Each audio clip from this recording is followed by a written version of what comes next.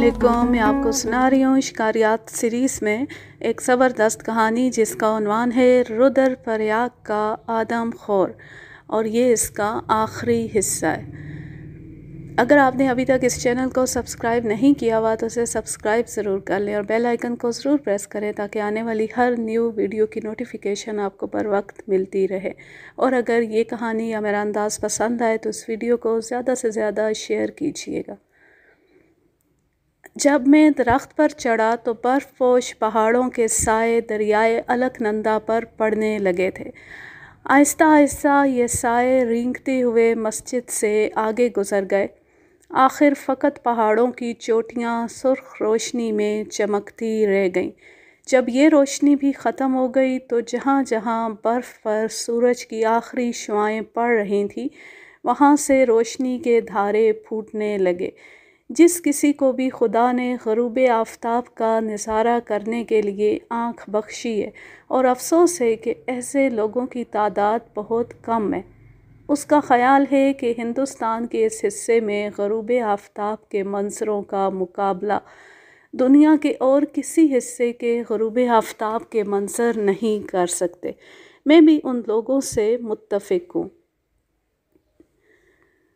बहुत से इंसानों की तरह बकरियों को भी ग़ुरूब आफ़ताब के मंज़र से कोई दिलचस्पी नहीं होती।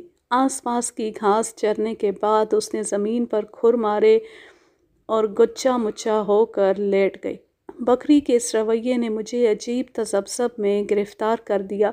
मैंने बकरी पर भरोसा किया था कि वो मुमिया कर चीते को अपनी सिमत बुलाएगी, मगर वो अब मेरे नीचे आराम से सो रही थी। उसने घास खाने के सिवा एक मर्तबा भी मुंह ना खोला था। अब पेट भरने के बाद उसने रात भर आराम से सोना था। उस वक्त दरख्त से उतरकर बंगले की तरफ जाना जानबूझकर खुदकुशी करने वालों में अपना नाम लिखवाने के मुतरादिफ था। चूँकि मैंने अभी आदम खोर को ठिकाने लगाने का फ़र्ज़ अंजाम देना था, लिहाजा मैंने दरख्त पर ही बैठे रहने और ख़ुद चीते को इस तरफ बुलाने की कोशिश करने का फ़ैसला कर लिया। अगर मुझसे पूछा जाए कि हिंदुस्तान के जंगलों में इतना अरसा गुजारने से मुझे किस चीज़ ने सबसे ज़्यादा लुत्फ़ दिया है, तो मैं बिला झिझक कहूँगा कि मैंने जंगल के जानवरों और परिंदों की ज़ुबानों के इल्म से सबसे ज़्यादा लुत्फ़ हासिल किया है। जंगलों में कोई बैनुल-अक़वामी ज़ुबान नहीं होती, हर नस्ल की अपनी ज़ुबान होती है। अगरचे बाज़ नस्लों का ज़ख़ीरा अल्फाज महदूद होता है, जैसा कि खारपुश्त और गधों का है, लेकिन अमूमन दूसरी नस्लों की ज़ुबान जंगल के बासी आपस में बखूबी समझते हैं। जंगल के बासियों की आवाज़ों के बरअक्स इंसान की आवाज़ में थोड़ी सी कोशिश से मर्ज़ी के मुताबिक रद्दो बदल पैदा किया जा सकता है, और इसलिए इंसान के लिए बहुत से जानवरों और परिंदों से रब्ता कर लेना आसान है। इसी सिलसिले में एक मिसाल झेल में दर्ज है। सन 1915 के फ़ौरन बाद में और मेरा दोस्त लायनल फॉरेस्ट को हिमालय के दामन में फ़ोटोग्राफ़ी और मछली के शिकार के लिए गए। एक शाम हम एक बड़े पहाड़ के पेंदे में एक फ़ॉरेस्ट बंगले में पहुँचे। उस पहाड़ के परे हमारी मंजिल यानी वादी कश्मीर थी। हम पथरीली ज़मीन पर कई रोज़ से पैदल सफ़र कर रहे थे। हमारे आदमियों को आराम की ज़रूरत थी, लिहाजा हमने उस बंगले में एक दिन क़याम करने का फ़ैसला किया। अगले दिन फॉरेस्ट को तो अपने नोट लिखने में मशगूल हो गया और मैं गिद्दो-नवा के पहाड़ का जायज़ा लेने और कश्मीरी बारहसिंगा शिकार करने की कोशिश में निकल पड़ा। मेरे दो दोस्त जो कश्मीर में शिकार खेल चुके थे, उन्होंने मुझे बताया था कि किसी तजर्बेकार शिकारी की मदद के बग़ैर किसी बारहसिंगे की तलाश करना मुमकिन ना था, और इस बात की तस्दीक फॉरेस्ट बंगले के चौकीदार ने भी की थी। सारा दिन मेरे सामने था, लिहाजा मैं अकेला चल पड़ा। मुझे ये बिल्कुल मालूम ना था कि बारहसिंगे कितनी बुलंदी और किस किस्म की जगह पर मिल सकते थे। वो पहाड़ कोई 12,000 फुट बुलंद था। ابھی میں نے 8,000 فٹ طے کیے تھے کہ ایک طوفان باد و باران نے مجھے گھیر لیا۔ بادلوں کی رنگت سے مجھے پتہ چل گیا تھا کہ مجھے یالہ باری دیکھنی ہوگی، لہٰذا میں نے پناہ گاہ کے طور پر ایک درخت منتخب کر لیا۔ میں نے انسانوں اور جانوروں کو یالہ باری سے مرتے دیکھا تھا۔ ایسی یالہ باری کے دامن میں برق بھی پوشیدہ ہوتی ہے، لہٰذا میں نے کسی بڑے درخت کے بجائے ایک چھوٹا سا درخت چنا جس کی چوٹی چھتری نما اور شاخیں گھنی تھیں۔ پھر میں نے آس پاس سے خشک پتے اور چھوٹی چھوٹی لکڑیاں جمع کر کے آگ روشن کر دی۔ یالہ باری کے دوران میں درخت کے نیچے آگ کے قریب بڑے آرام سے بیٹھا رہا۔ یالہ باری ختم ہوئی تو سورج نکل آیا۔ درخت کے نیچے سے نکلتی مجھے محسوس ہوا جیسے میں کسی پرستان میں آ گیا ہوں۔ سورج کی شعاؤں میں ہر طرف غالیچے کی طرح بچھے ہوئے اولے کانچ کی گولیاں دکھائی دیتے تھے۔ میں نے اوپر کی سمت پھر اپنا سفر شروع کر دیا۔ کوئی 2-3 ہزار فٹ طے کیے ہوں گے کہ چٹانوں کا ایک سلسلہ دکھائی دیا جس کے نیچے جنگلی پھولوں کے رنگین قافلے اترے ہوئے تھے۔ پھولوں کا ایسا مسحور کن نظارہ میں نے پہلے کبھی نہ دیکھا تھا۔ پھسلن کے سبب چٹانوں پر چڑھنا مشکل تھا، ویسے ان پر چڑھنے کا کوئی فائدہ بھی نہ تھا، لہٰذا میں چٹانوں کے ساتھ ساتھ بائیں سمت چل پڑا۔ نصف میل طے کرنے پر میں ایک ڈھلوان کے کنارے پہنچ گیا۔ یہ ڈھلوان پہاڑ کے اوپر سے شروع ہو کر کئی ہزار فٹ نیچے جنگل تک پھیلی ہوئی تھی۔ میں درختوں کے نیچے سے اس سرسبز ڈھلوان کی سمت آ رہا تھا کہ مجھے ڈھلان کی دوسری سمت ایک اونچی جگہ پر کوئی جانور کھڑا نظر آیا۔ اس کی دم میری سمت تھی۔ میں نے کتابوں میں کشمیری باراسنگے کی تصویر دیکھ رکھی تھی، لہٰذا میں نے فوراً اسے پہچان لیا۔ ڈھلان کی اس سمت اور درختوں سے کوئی 30 گز دور ایک تنہا چٹان تھی جو تقریباً 4,000 فٹ بلند تھی۔ اس چٹان اور باراسنگے کا درمیانی فاصلہ 50 گز ہوگا۔ میں آہستہ آہستہ اس چٹان کی طرف رینگنے لگا۔ جب باراسنگا سر اٹھاتا تو میں رک جاتا اور جب وہ گھاس چرنے لگتا تو پھر آگے بڑھنے لگتا۔ باراسنگا جس طرح سر اٹھا کر اپنی دائیں سمت دیکھتا تھا، اس سے پتہ چلتا تھا کہ اس سمت اس کے پاس دوسرے ساتھی بھی تھے۔ اس تنہا چٹان سے اگر میں آگے بڑھنے کی کوشش کرتا تو باراسنگے نے مجھے دیکھ لینا تھا، لہٰذا میں نے چٹان کے عقب میں بیٹھ کر چیتے کی آواز نکالنے اور یہ دیکھنے کا فیصلہ کر لیا کہ کیا چیل اور سانبر کی طرح باراسنگے بھی چیتے کی آواز پر چوکنے ہوتے ہیں کہ نہیں۔ میں زندگی میں پہلی بار کسی باراسنگے کو دیکھ رہا تھا اور ان کے طرز سلوک سے ناآشنا تھا۔ مجھے معلوم تھا کہ اس علاقے میں ایک چیتا بھی رہتا تھا کیونکہ اپنے سفر کے دوران مجھے اس کے پنجوں کے نشان بھی دکھائی دیے تھے۔ میں نے اپنی ایک آنکھ چٹان سے باہر نکالی اور چیتے جیسی آواز میں بولا۔ آواز سنتی ہی باراسنگا فوراً میری سمت مڑا اور اپنے اگلے کھر زمین پر مارنے لگا، یعنی وہ اپنے ساتھیوں کو خبردار کر رہا تھا۔ لیکن اس کے وہ ساتھی جنہیں میں دیکھنا چاہتا تھا انہوں نے اس وقت تک اپنی جگہ سے نہ ہلنا تھا جب تک باراسنگا انہیں آواز نہ دیتا، اور باراسنگے نے اس صورت میں انہیں آواز دینی تھی جب وہ چیتے کو دیکھتا۔ میں ٹویڈ کا خاکستری کوٹ پہنے ہوئے تھا۔ میں نے اپنا بایاں کندھا تھوڑا سا باہر نکالا اور اسے اوپر نیچے ہلانے لگا۔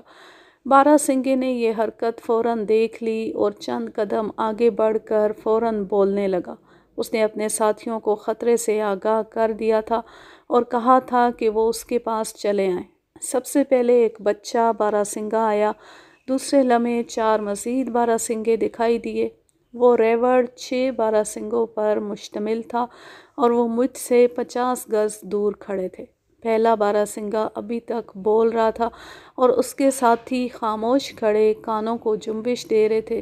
ان کی نظریں میرے عقبی جنگل پر لگی ہوئی تھیں۔ میں برف پر بیٹھا تھا اور زیادہ دیر وہاں بیٹھنے سے سردی لگنے کا امکان تھا۔ میں نے اپنی خواہش کے مطابق کشمیری باراسنگوں کا ایک نمائندہ ریوڑ دیکھ لیا تھا۔ اب میرے دل میں یہ خیال ابھرا کہ سارے ریوڑ کی آواز سنی جائے، لہٰذا میں اپنا بایاں شانہ پھر باہر نکال کر ہلانے لگا۔ باراسنگھوں کے ریوڑ نے میری یہ خواہش بھی پوری کر دی۔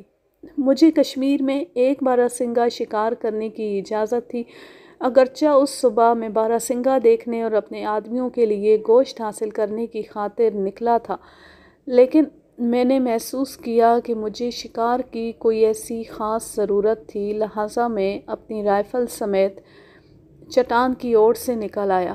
باراسنگھوں نے لمحہ بھر میری طرف حیرت سے دیکھا اور پھر چوکڑیاں بھرتے ہوئے نظر سے اوجھل ہو گئے۔ اب میرے واپس جانے کا وقت ہو چکا تھا۔ میں نے اپنی منزل تک پہنچنے کے لیے ڈھلان اتر کر جنگل میں سے گزرنے کا فیصلہ کیا۔ سرسبز ڈھلان کا زاویہ ایسا تھا کہ انسان خود بخود نیچے اترتا چلا جائے، بشرط یہ کہ وہ اپنے قدم احتیاط سے رکھے۔ میں ایک طرح سے بھاگ رہا تھا اور ابھی کوئی 600 گز کا فاصلہ طے کیا تھا کہ مجھے ڈھلان کی بائیں سمت جنگل کے کنارے ایک چٹان کے اوپر کوئی سفید سی چیز دکھائی دی۔ وہ مجھ سے 300 گز نیچے تھی۔ پہلی نظر ہی میں نے اندازہ کر لیا کہ وہ کوئی بکری تھی جو جنگل میں گم ہو گئی تھی۔ ہم نے گزشتہ 15 دن سے گوشت نہ کھایا تھا اور میں نے فورسکو سے وعدہ کیا تھا کہ واپسی پر کوئی شکار لیتا آؤں گا۔ یہ میرے لیے بڑا اچھا موقع تھا۔ بکری نے مجھے دیکھ لیا تھا، لیکن اگر میں اس کا شبہ دور کر دیتا تو اس نے مجھے اپنے اس قدر قریب سے گزر جانے دینا تھا کہ میں اسے بخوبی ٹانگ سے پکڑ سکتا تھا۔ لہٰذا ڈھلان پر سے اترتے وقت میں قدرے بائیں طرف ہوتا گیا اور ساتھ ہی کن اکھیوں سے بکری کو بھی دیکھتا رہا۔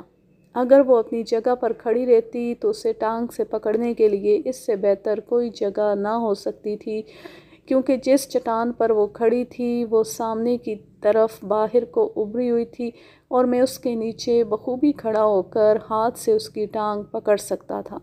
اس کی طرف دیکھے بغیر میں چٹان کے نیچے آ گیا اور جہاں وہ کھڑی تھی وہاں پہنچ کر تیزی سے اپنا بایاں ہاتھ اس کی اگلی ایک ٹانگ پر مارا۔ وہ چوکنی ہو کر ایک دم پیچھے ہٹ گئی اور میرا وار خالی گیا۔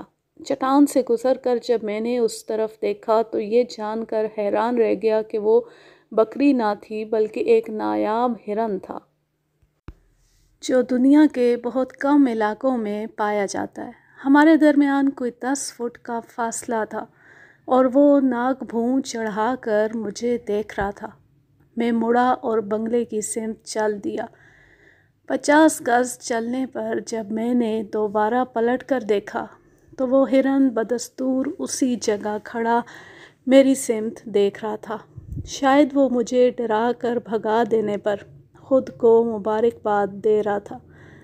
چند ہفتوں بعد جب میں نے یہ واقعہ کشمیر کے گیم وارڈن کو سنایا تو اس نے اس بات پر بہت افسوس کا اظہار کیا کہ میں نے اس ہرن کو شکار کیوں نہ کیا تھا۔ پھر اس نے مجھ سے وہ جگہ پوچھی جہاں میں نے اسے دیکھا تھا۔ چونکہ جگہوں کے محل وقوع کے سلسلے میں میری یادداشت بڑی کمزور ہے، لہٰذا میرا خیال ہے کہ وہ ہرن کسی چڑیا گھر کی زینت نہ بنا ہوگا۔ چیتے جس علاقے میں موجود ہوں اس میں کسی دوسرے چیتے کی مداخلت پسند نہیں کرتے اور اسے اپنا علاقہ تصور کرتے ہیں۔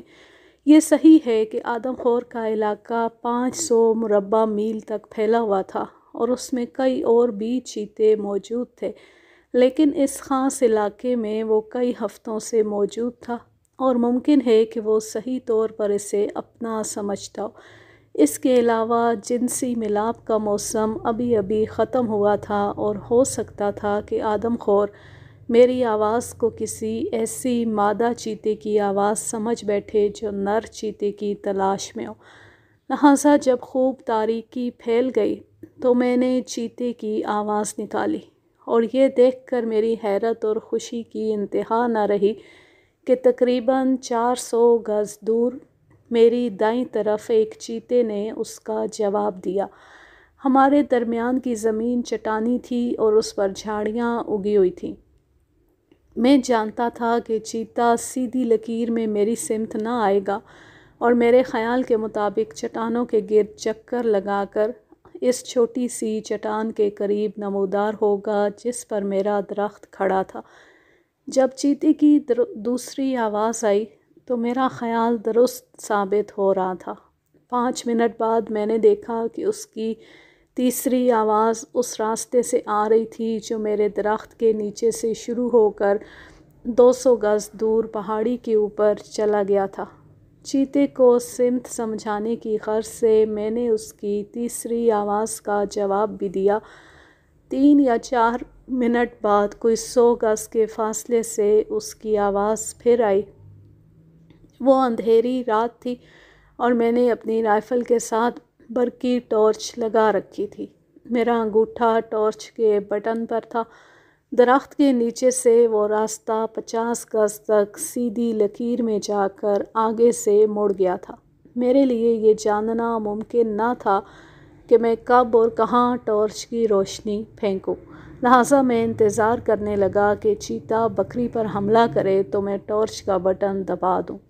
मोड़ से ज़रा दूर और दरख्त से तकरीबन 60 गज़ दूर चीता फिर बोला और पहाड़ की दूसरी सिमत से एक और चीते ने उसकी आवाज़ का जवाब दिया। इस गैर मुतवक्को आवाज़ के लिए मैं हरगिज़ तैयार न था। अब चीता इस कदर करीब आ चुका था कि मैं उसे आवाज़ न दे सकता था। चूँकि उसने आखिरी दफ़ा मेरी आवाज़ तकरीबन 200 गज़ दूर से सुनी थी, लिहाजा उसने सोचा होगा कि अब मादा चीता दूर चली गई है और उसे वहाँ आने के लिए कह रही है। बहरहाल अभी ये इम्कान बाकी था कि वो इस रास्ते पर अपना सफ़र जारी रखता और जब दरख्त के नीचे आता तो अपने रास्ते में बकरी को देखकर उसे हटाने की कोशिश करता। ये अलग बात थी कि वो उसे मसरफ़ में न लाता, लेकिन बकरी की किस्मत तेज़ थी। चीते ने मादा चीते की आवाज़ सुनकर उस तक जल्दी पहुंचने के लिए एक मुख्तसर रास्ता इख्तियार कर लिया और जब मैंने दोबारा उसकी आवाज़ सुनी तो वो मुझसे 100 गज़ दूर था।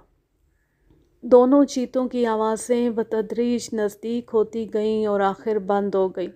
एक तवील खामोशी के बाद उन दोनों की चूमा चाटी की आवाज़ें एक ऐसी जगह से आ रही थीं जहां मेरे ख़याल के मुताबिक मरहज़ार ख़त्म होकर घना जंगल शुरू हो जाता था। कई एतबार से चीते की तकदीर बड़ी तेज़ थी। जब चीते जिनसी मिलाप में मशगूल हों तो उन्हें शिकार करना बड़ा आसान होता है, मगर अंधेरी रात ने मुझे अपनी जगह बैठे रहने पर मजबूर कर दिया। जिनसी मिलाप में मशगूल चीतों या शेरों के ताक़ुब में जाने वाले शिकारी को ये बात ज़हन नशीन कर लेनी चाहिए कि उस लम्हे शेरनी बेहद ज़ूद रंज होती है।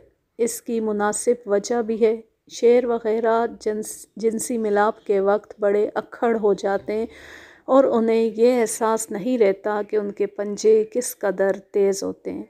चीता उस रात हलाक ना हो सका। मुमकिन था कि वो अगले दिन या उससे अगले दिन हलाक हो जाता। इतनी बात ज़रूर थी कि उसकी ज़िंदगी के दिन पूरे हो चुके थे, लेकिन थोड़ी देर के लिए मुझे यूँ महसूस हुआ जैसे मेरी ज़िंदगी के दिन भी पूरे हो चुके थे। हुआ यूँ कि अचानक तौर पर आंधी उठी और उसके सरकश थपेड़े दरख्त को जड़ों से हिलाने लगे। मेरा सर नीचे और टांगें ऊपर हो गईं। चंद लम्हों के लिए मुझे गुमान गुजरा कि दरख्त अपनी इस्तिकामत बरकरार न रख सकेगा। दरख्त से लम्हा बलम्हा मेरा ताल्लुक़ टूटता जा रहा था। जब आंधी का ज़ोर कदरे थमा तो दरख्त के साथ मेरे हवास भी बहाल हुए। इस खदशे के तहत कि कहीं आंधी दोबारा ना आ जाए, मैंने जल्दी से राइफ़ल एक शाख के साथ बांधी और दरख्त की शाखें तोड़ तोड़ कर नीचे फेंकने लगा ताकि दरख्त पर हवा का दबाव कम हो जाए। मुमकिन है दरख्त ने कई तूफ़ानों का मुकाबला किया हो, मगर उसने ऐसे मुकाबले अपने ऊपर किसी इंसान के बोझ के बग़ैर किए होंगे। जब दरख्त ज़रा हल्का हो गया तो वो पहले की तरह ख़तरनाक अंदाज में न झूलता था। खुशकिस्मती से स्नोबर का दरख्त निस्बतन जवान था और उसकी जड़ें मजबूत थीं। तेज़ तूफ़ान उसे 1 घंटे तक घास के तिनकों की तरह झंझोड़ता रहा था। फिर जिस तेज़ी और गैर मुतवक्को तौर पर तूफ़ान आया था, उसी अंदाज से थम गया। अब चीते के वापस आने का कोई इम्कान न था, लिहाजा ایک سگریٹ پینے کے بعد میں بھی بکری کی طرح خواب کی دنیا میں کھو گیا۔ جب سورج طلوع ہو رہا تھا تو میں درخت سے اتر آیا۔ اتنے میں میرے گزشتہ شام کے دونوں ساتھی بھی پہنچ گئے۔ وہ اپنے ہمراہ مزید 2 نوجوان لائے تھے۔ انہوں نے مجھ سے آتے ہی پوچھا کہ کیا میں نے رات کو چیتوں کی آواز سنی تھی۔ پھر انہوں نے درخت کی کٹی ہوئی شاخیں دیکھ کر مجھ سے سوال کیا کہ وہ کیسے ٹوٹ گئی تھیں۔ ان کے پہلے سوال کے جواب میں نے انہیں بتایا کہ میں رات کو چیتوں سے دوستانہ گفتگو کرتا رہا تھا اور بعد میں بیکار بیٹھنے کے بجائے درخت کی شاخیں توڑنے میں مشغول ہو گیا۔ پھر میں نے پوچھا کہ وہ رات کے طوفان سے باخبر تھے۔ اس پر ایک نوجوان نے کہا، صاحب ایسا طوفان اس علاقے میں پہلے کبھی نہیں آیا۔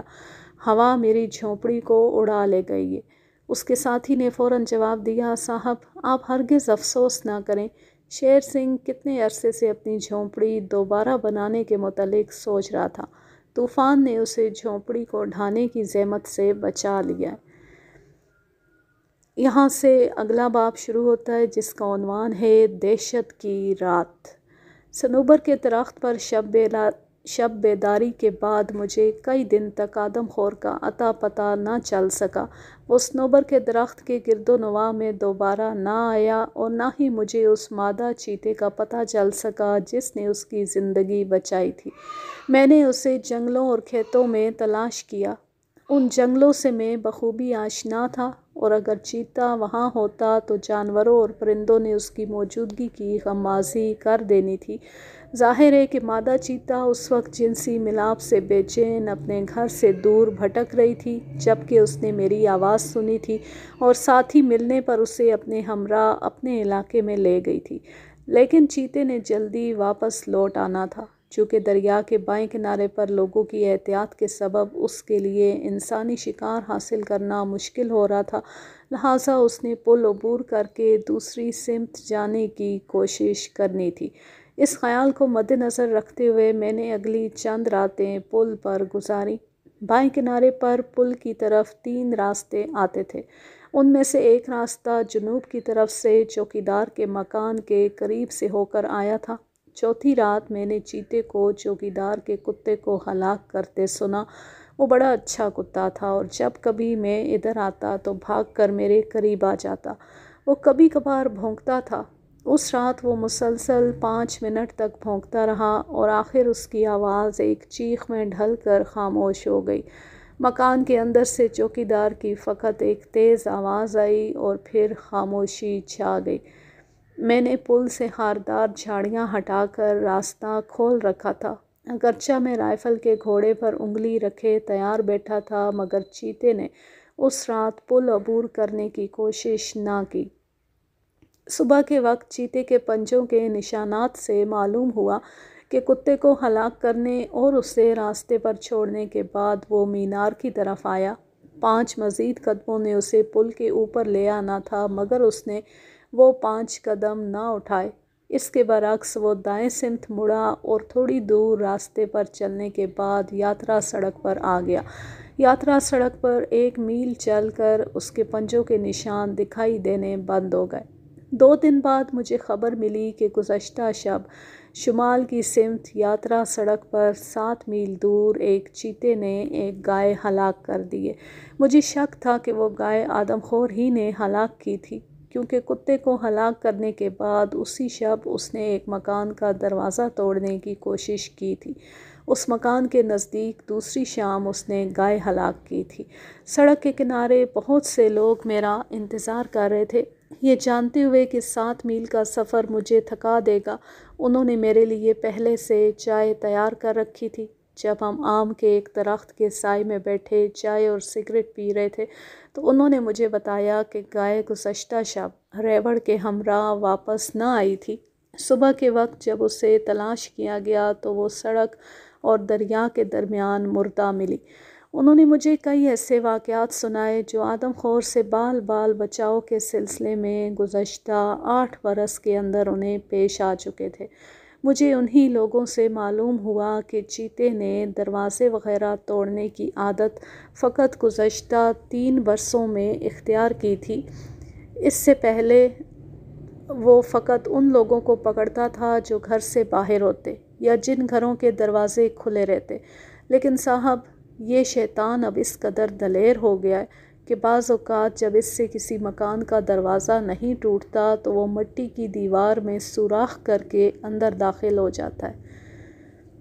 جو لوگ ہندوستان کے پہاڑی باشندوں سے واقف نہیں یا مافوق الفطرت کے متعلق ان کے خوف کو نہیں سمجھتے، انہیں یہ بات ناقابل یقین محسوس ہوگی کہ وہ لوگ جو اپنی بہادری کے سلسلے میں دنیا بھر میں مشہور ہیں اور جنہوں نے میدان کارزار میں بڑے بڑے اعزاز حاصل کیے ہوں، وہ کس طرح ایک چیتے کو اپنے مکان کا دروازہ توڑنے یا دیوار میں سوراخ کرنے کی اجازت دیتے تھے، جبکہ ہر گھر میں لوہے کا کوئی نہ کوئی ہتھیار تو ضرور ہوتا ہوگا۔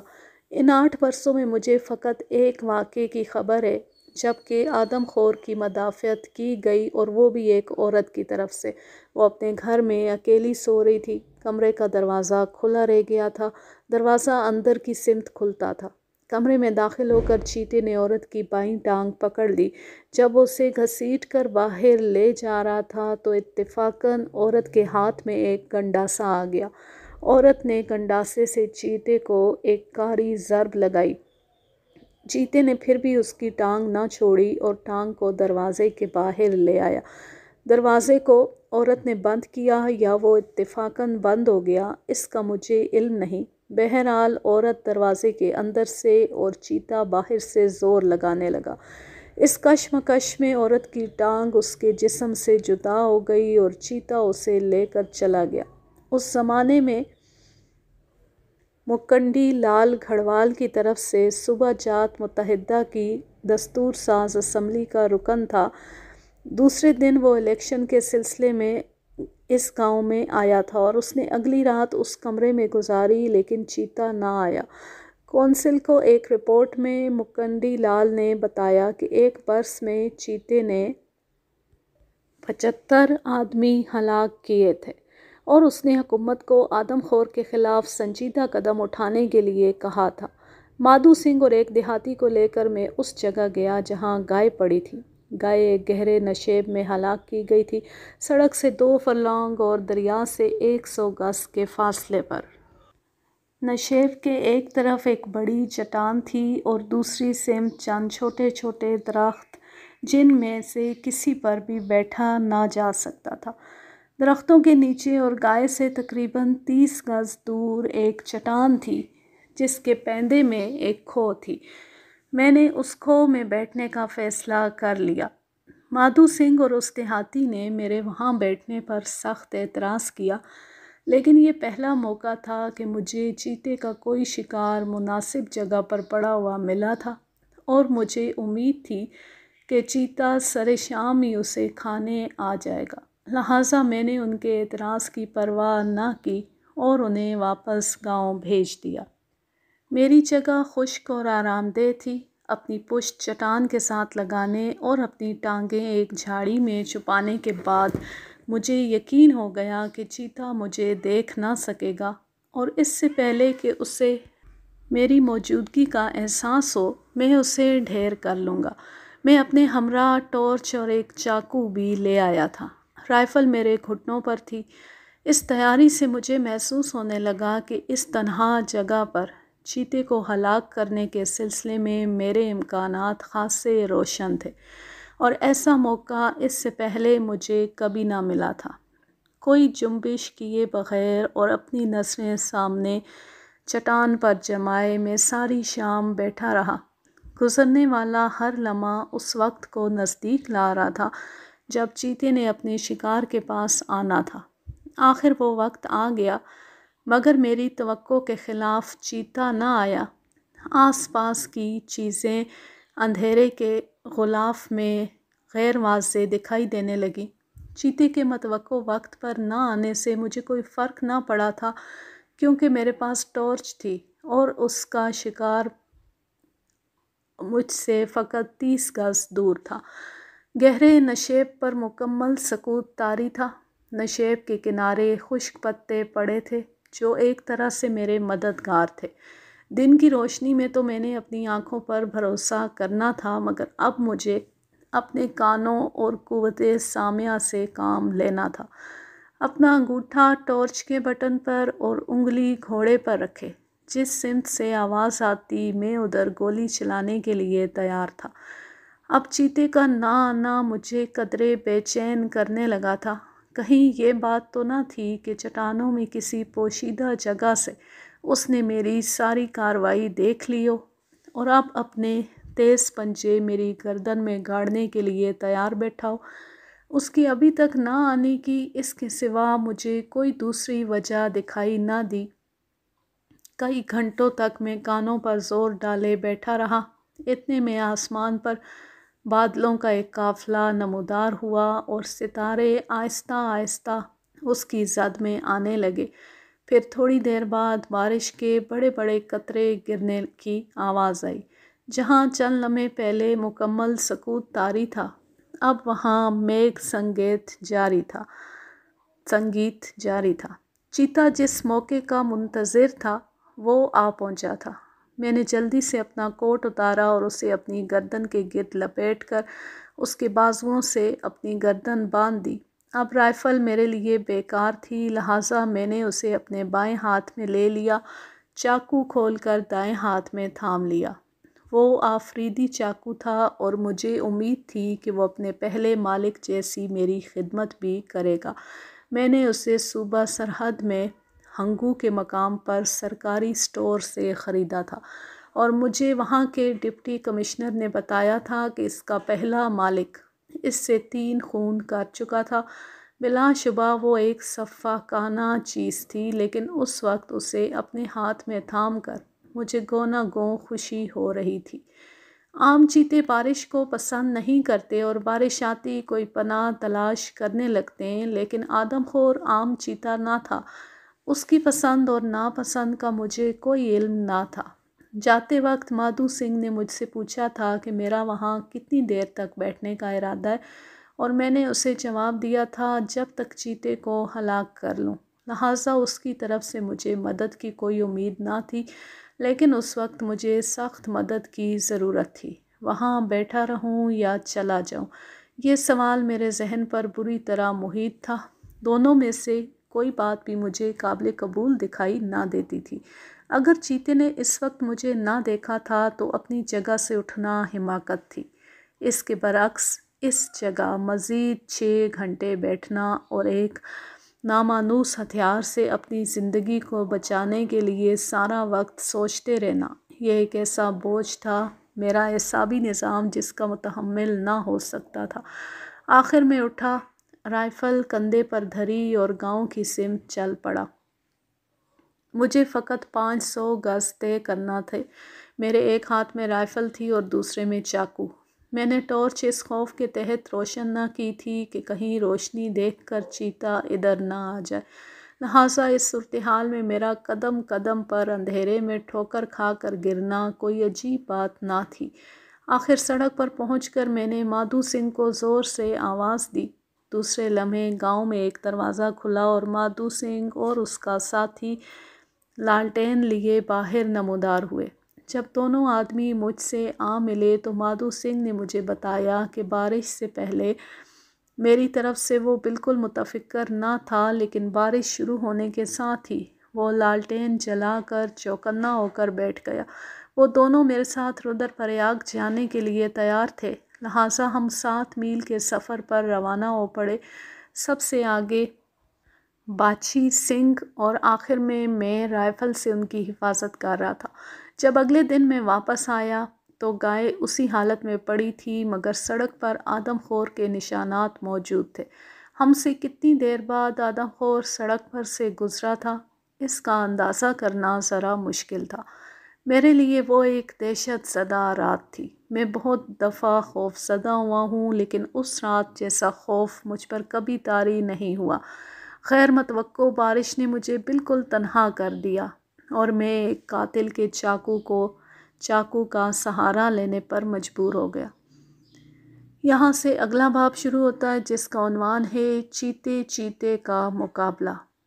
رودر پریاگ تک ہمارا تعاقب کرنے کے بعد چیتا گلاب رائے سے ہوتا ہوا یاترا سڑک پر نیچے کی سمت چلا گیا۔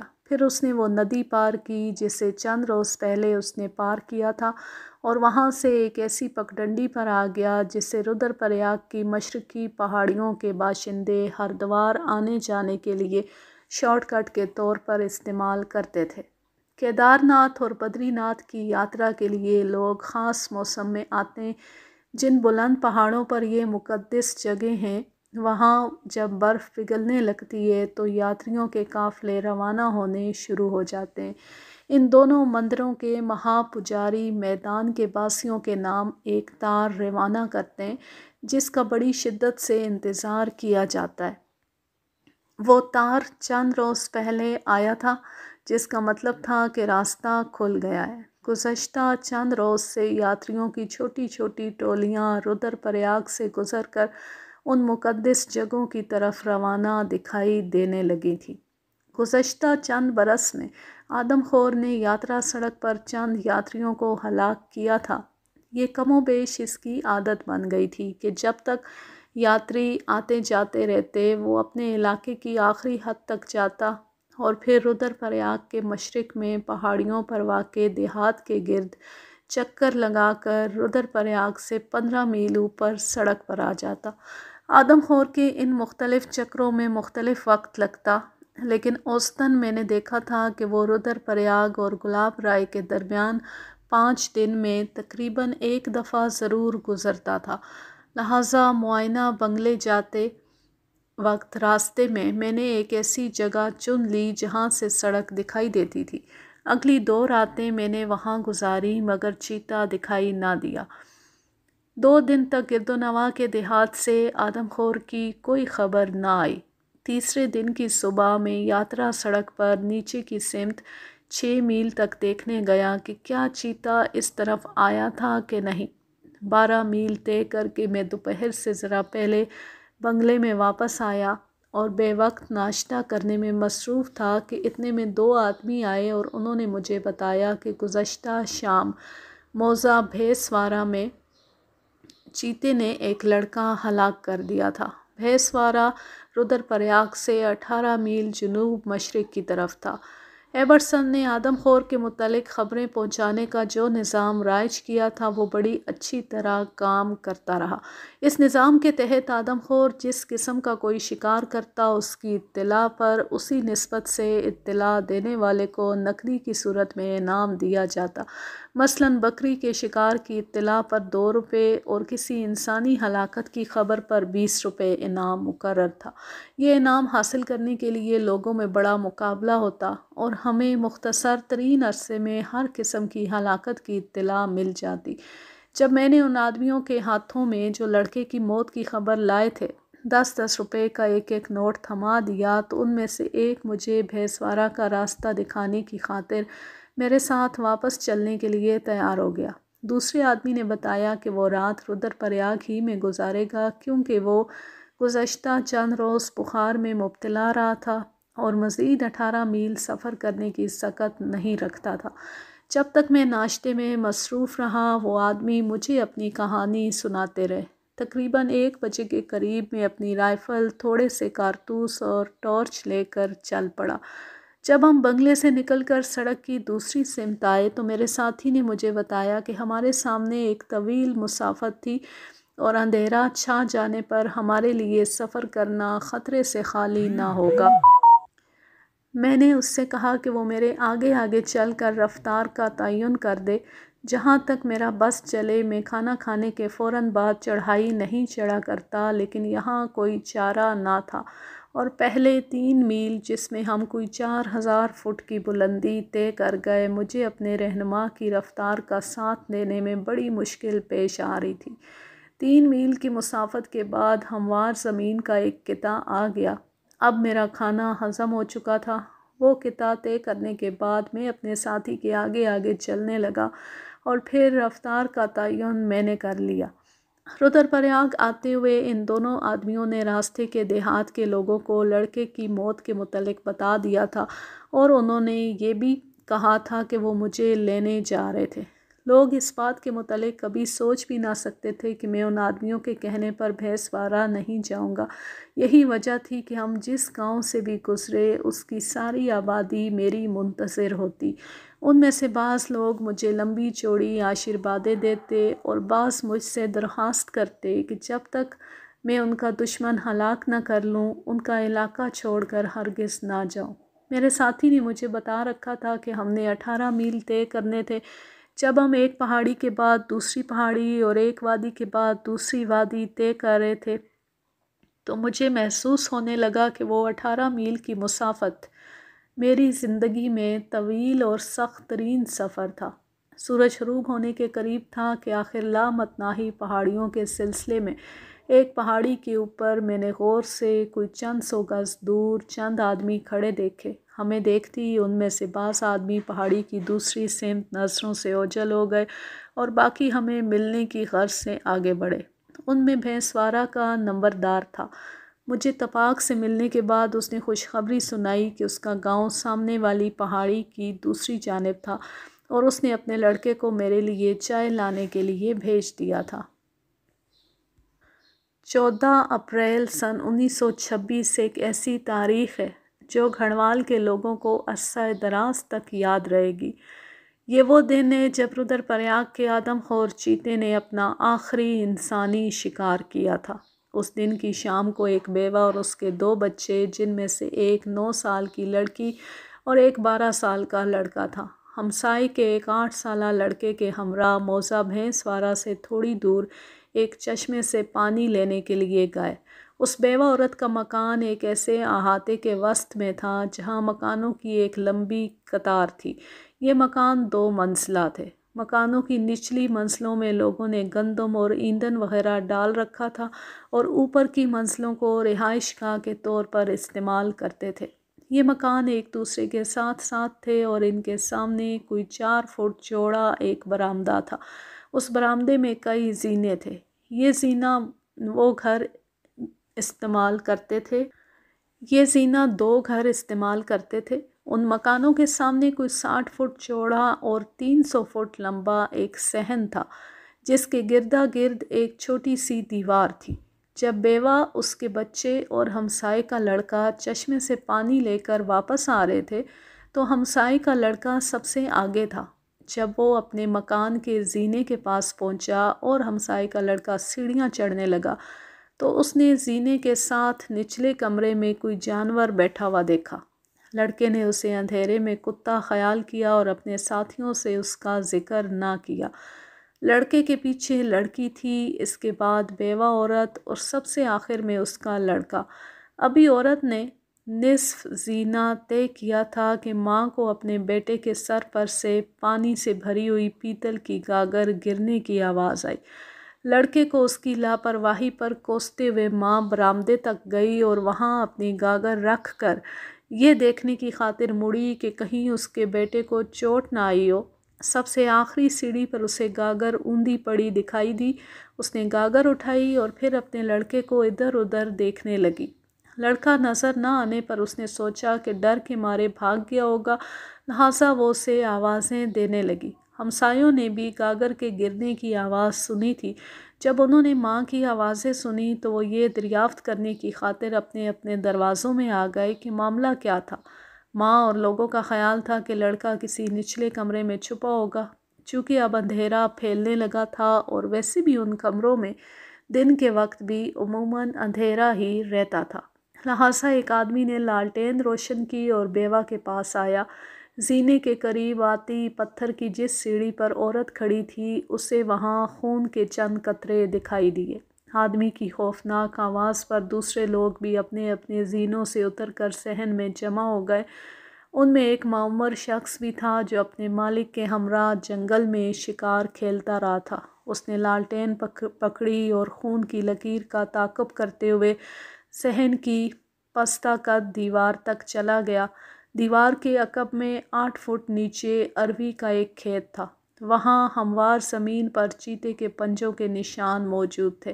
اس وقت تک کسی کو یہ شک نہ گزرا تھا کہ آدم خور لڑکے کو اٹھا کر لے گیا۔ اگرچہ انہوں نے آدم خور کے متعلق باتیں سن رکھی تھیں، مگر وہ اس گاؤں میں کبھی نہ آیا تھا اور اس سے 10 میل دور رہا تھا۔ صورتحال کا اندازہ ہوتی عورت نے آہوزاری شروع کر دی۔ لوگ اپنے گھروں کی سمت بھاگے اور ڈھول اور بندوقیں لے کر باہر نکل آئے۔ اس گاؤں میں 3 بندوقیں تھیں۔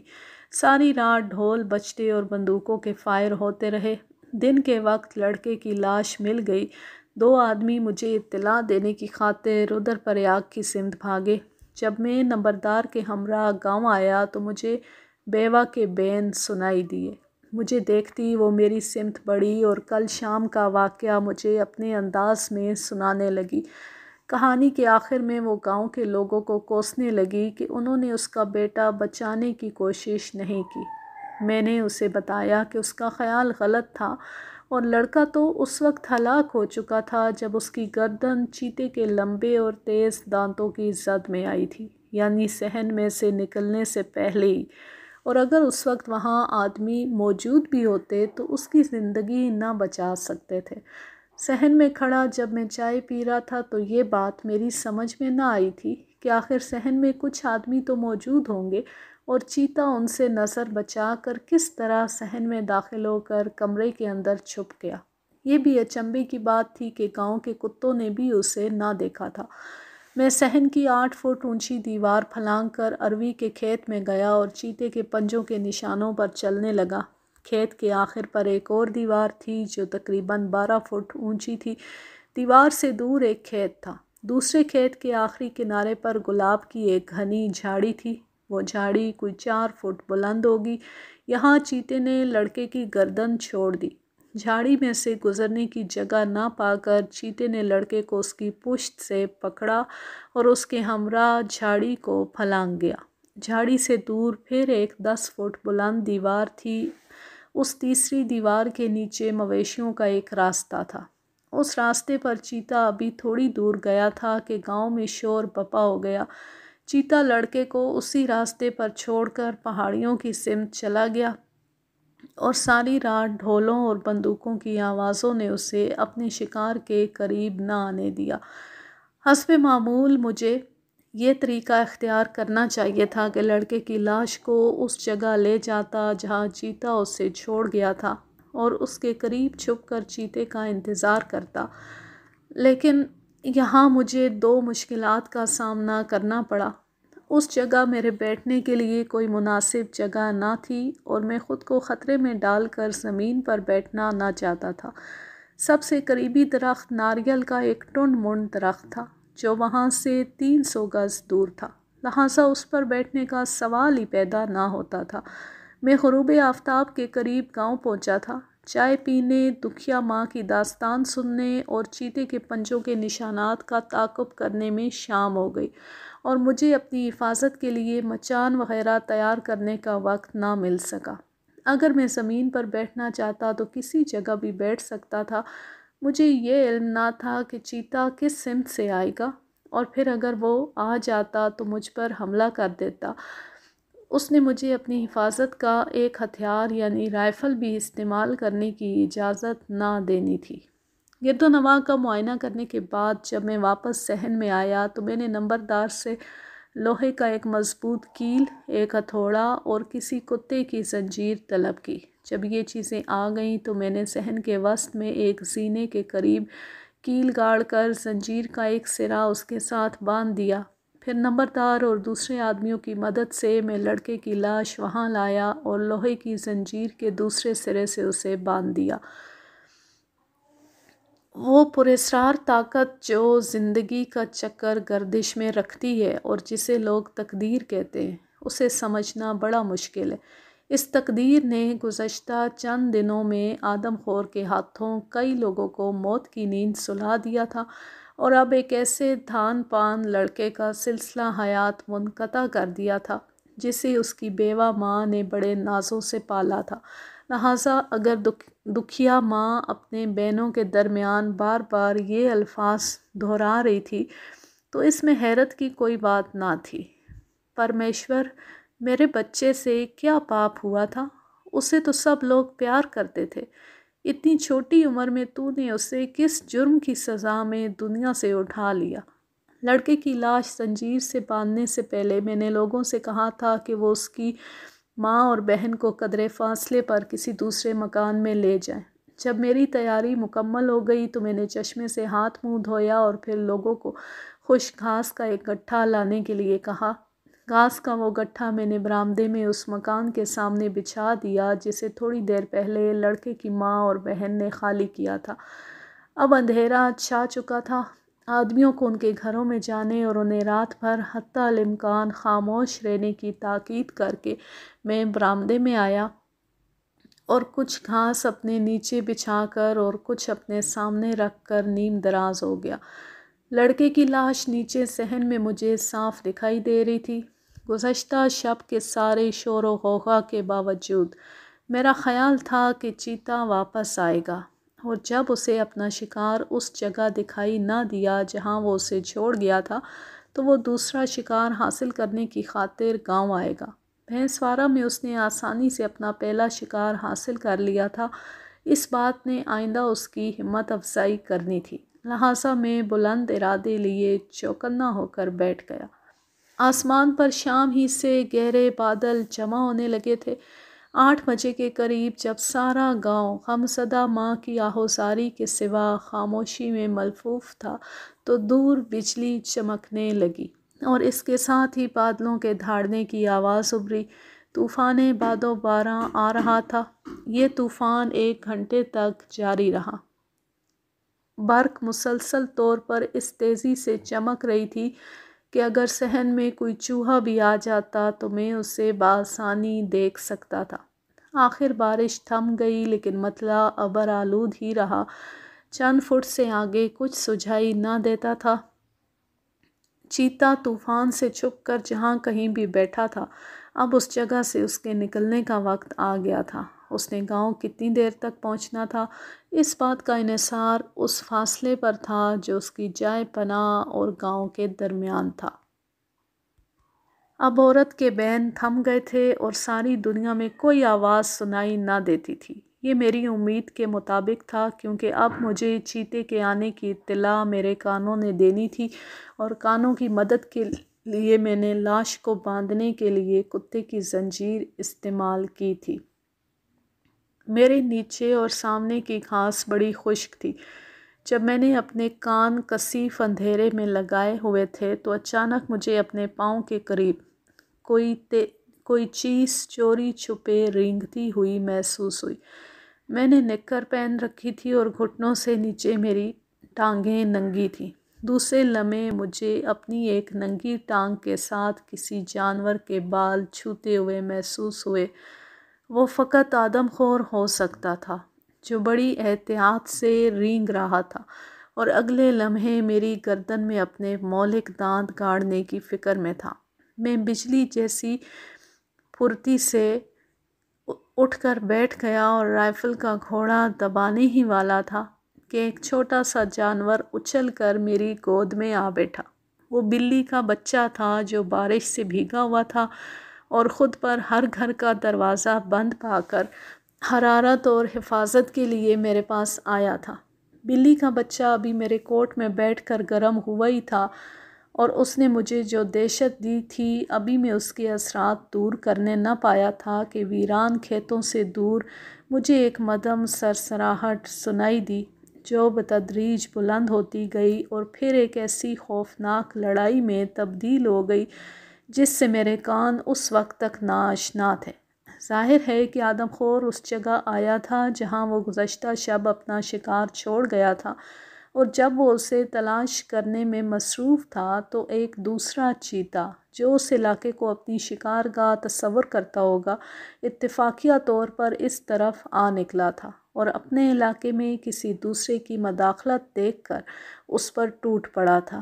جس قسم کی لڑائی میں سن رہا تھا اس کی مثالیں بہت کم ملتی ہیں، کیونکہ شیر اور چیتے عموماً اپنے اپنے علاقے میں رہتے ہیں، اور اگر ان کا سامنا ہو جائے تو وہ آنکھوں ہی آنکھوں میں ایک دوسرے کی قوت کا اندازہ کر لیتے ہیں اور کمزور خود بخود پیچھے ہٹ جاتا ہے۔ اگرچہ آدم خور بوڑھا تھا مگر وہ بڑا طاقتور چیتا تھا۔ جس 500 مربع میل میں وہ سرگرم عمل تھا وہاں کوئی دوسرا چیتا اس کے مقابلے کی جرأت نہ کرتا تھا، لیکن بھینسوارہ میں وہ ایک اجنبی تھا اور بے جا مداخلت کا قصوروار۔ مصیبت اس نے خود مول لی تھی، اس سے نکلنے کے لیے اسے اپنی جان کی بازی لگانی پڑی۔ اب میرے لیے آدم خور پر گولی چلانے کا موقع نہ رہا تھا۔ اگر وہ اپنے حملہ آور کو شکست دینے میں کامیاب ہو بھی جاتا تو اس کے زخموں نے اسے چند روز تک کسی قسم کا شکار نہ کرنے دینا تھا۔ یہ بھی امکان تھا کہ اس جنگ میں وہ خود ہلاک ہو جاتا اور اس طرح اس کی انسانی تباہ کاریاں غیر متوقع طور پر ختم ہو جاتی۔ لڑائی کا پہلا راؤنڈ 5 منٹ تک بڑے وحشیانہ انداز میں جاری رہا اور غیر فیصلہ کن ثابت ہوا، کیونکہ اس کے اختتام پر بھی مجھے دونوں درندوں کی ہراہٹ سنائی دے رہی تھی۔ 10 یا 15 منٹ کے بعد لڑائی پھر جاری ہو گئی، مگر لڑائی کی پہلی جگہ سے تقریباً 200-300 گز دور۔ ظاہر تھا کہ مقامی چیتے کا پلہ بھاری تھا اور وہ اپنے علاقے میں مداخلت کرنے والے کو پسپا ہونے پر مجبور کر رہا تھا۔ تیسرا راؤنڈ پہلے 2 راؤنڈوں سے مختصر تھا، مگر یہ بھی پہلے جیسے جوش و خروش سے لڑا گیا۔ پھر خاموشی کے ایک طویل وقفے کے بعد جب آخری راؤنڈ لڑا گیا تو وہ پہاڑی کے شانے پر منعقد ہوا تھا، جہاں سے چند منٹ بعد چیتوں کی آوازیں آنی بند ہو گئیں۔ ابھی رات کے 6 گھنٹے باقی تھے۔ میرا بھینسوارہ آنے کا مقصد فوت ہو چکا تھا۔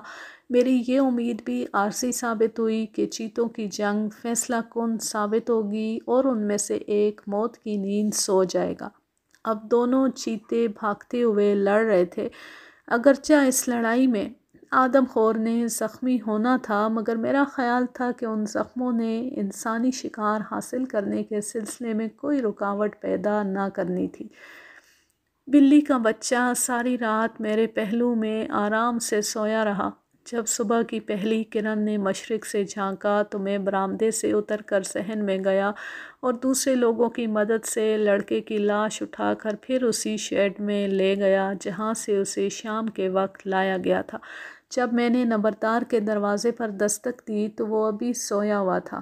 اس کی چائے کی دعوت کو معذرت کے ساتھ قبول نہ کرتے ہوئے اور اسے یہ یقین دلاتے ہوئے کہ آدم خور دوبارہ ان کے گاؤں میں نہ آئے گا، میں رودر پریاگ کی طویل مسافت پر روانہ ہو پڑا۔ ہم لوگ اپنی جدوجہد میں خواہ کتنی دفعہ ناکام کیوں نہ ہوں، لیکن مایوسی کبھی ہمارے دل میں جگہ نہیں پاتی۔ اس کے برعکس ایسی ناکامیاں ہماری تگ و دو کے لیے مہمیز ثابت ہوتی ہیں۔ کئی ماہ سے اکثر میں یہ امید لے کر بنگلے سے روانہ ہوتا کہ اس دفعہ تو مجھے ضرور کامیابی حاصل ہوگی، لیکن ہر دفعہ مجھے مایوسی کے عالم میں واپس آنا پڑتا۔ اگر میری ناکامیوں کا تعلق دوسرے لوگوں کی جانوں سے تھا تو میں اپنی ناکامیوں کا ذمہ دار بدقسمتی کے سوا کسی اور کو نہیں ٹھہرا سکتا تھا، اور اس کے بڑھتے ہوئے اثرات مجھے غمگین کرنے کے علاوہ یہ سوچنے پر مجبور کر رہے تھے کہ جو کام میرے سپرد کیا گیا تھا میں اسے پورا کرنے کا اہل نہ تھا۔ یہ بدقسمتی ہی تھی کہ گاؤں میں لوگوں کا شور سن کر چیتے نے اپنا شکار ایک ایسی جگہ گرا دیا جہاں کوئی درخت نہ تھا، اور یہ بھی بدقسمتی تھی کہ اس علاقے کا مقامی چیتا، جس کا علاقہ 30 مربع میل پر مشتمل تھا، اتفاق سے وہاں آ گیا تھا جہاں آدم خور اپنا انسانی شکار تلاش کرنے میں مصروف تھا، اور گاؤں کا رخ کرنے والا تھا جہاں میں اس کا منتظر تھا۔ گزشتہ دن 18 میل میرے لیے ایک طویل مسافت تھے، مگر آج وہ مجھے کل کی نسبت زیادہ طویل محسوس ہو رہے تھے۔ راستے میں ہر گاؤں میں لوگ بڑی بے صبری سے میرا انتظار کر رہے تھے۔ اگرچہ ان کے لیے میرے پاس بری خبر کے سوا کچھ نہ تھا، مگر وہ اپنی مایوسی کا اظہار نہ کرتے۔ انہیں اپنے فلسفے پر بے پناہ اعتماد تھا، یہ اعتماد جو پہاڑ کو اپنی جگہ سے ہلا دیتا ہے اور مغموم جذبات پر تسکین کا پھاہا رکھتا ہے، یعنی یہ اعتماد کہ کوئی انسان یا جانور اپنی مقررہ موت سے پہلے نہیں مر سکتا، اور یہ کہ آدم خور کی موت کا وقت ابھی نہ آیا تھا۔ اس اعتماد اور منطق پر نہ تو کوئی کسی قسم کی بحث کی ضرورت ہے اور نہ ہی یہ وضاحت طلب ہے۔ شرمندگی اور اداسی کے جذبات صبح سے میرے دل و دماغ پر بری طرح محیط تھے۔ انہی جذبات کے درمیان میں سفر کے آخری گاؤں پہنچا، جہاں مجھے گرما گرم چائے کی پیالی پیش کی گئی۔ اس چائے نے میرے اداس خیالات پر خوشگوار اثر کیا، اور جب آخری 4 میل طے کرنے کے لیے میں اس گاؤں سے روانہ ہوا تو تھوڑی دور چلنے پر مجھے پتہ چلا کہ میں تو آدم خور کے پنجوں کے نشانوں پر چل رہا تھا۔ یہ کس قدر عجیب بات ہے کہ انسان کی ذہنی حالت اس کی قوت مشاہدہ کو کس طرح کند یا تیز کر دیتی ہے۔ ممکن تھا کہ آدم خور کئی میل پیچھے سے اسی راستے پر چل رہا ہو، مگر غمگین خیالات نے اس کے پنجوں کے نشانات میری آنکھوں سے اوجھل رکھے تھے۔ مگر اب دیہاتیوں سے بات چیت کرنے اور چائے کی ایک پیالی پینے سے میرے دل کا بوجھ قدرے ہلکا ہوا تھا، اور میں نے صبح سے اب پہلی دفعہ اس کے پنجوں کے نشان دیکھے تھے۔ وہاں راستہ سرخ مٹی پر سے گزرتا تھا، جسے رات کی بارش نے ہموار کر دیا تھا۔ پنجوں کے نشانوں سے پتہ چلتا تھا کہ آدم خور وہاں سے اپنی عام رفتار سے گزرا تھا، لیکن نصف میل آگے اس نے اپنی رفتار تیز کر دی تھی، اور یہ رفتار اس نے گلاب رائے کے قریب ندی تک قائم رکھی تھی۔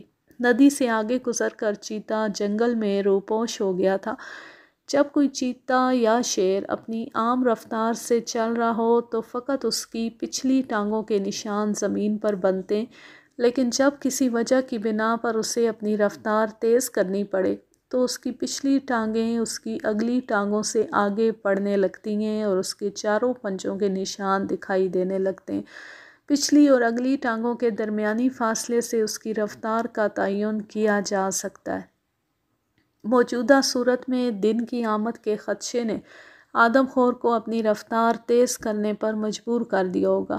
اس کے علاوہ ایک وجہ یہ بھی ہو سکتی تھی کہ وہ اس چیتے سے حتی الامکان دور ہونا چاہتا ہو جس نے اسے کسی دوسرے کے علاقے میں مداخلت بے جا کرنے کا مزہ چکھایا تھا۔ یہ مزہ کس قدر تلخ تھا، اس کا ذکر بعد میں کیا جائے گا۔ یہاں سے اگلا باب شروع ہوتا ہے، جس کا عنوان ہے اندھیرے میں ایک فائر۔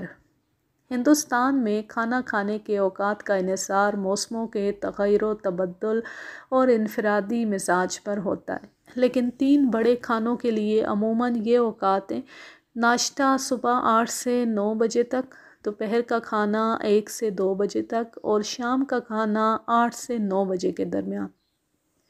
رودر پریاگ میں قیام کے دوران میرے کھانے کے اوقات بے حد غلط ہو گئے تھے، اور مجھ سے اس اصول کی سراسر خلاف ورزی ہو رہی تھی کہ انسان کی صحت کا دار و مدار غذا کی باقاعدگی پر ہوتا ہے۔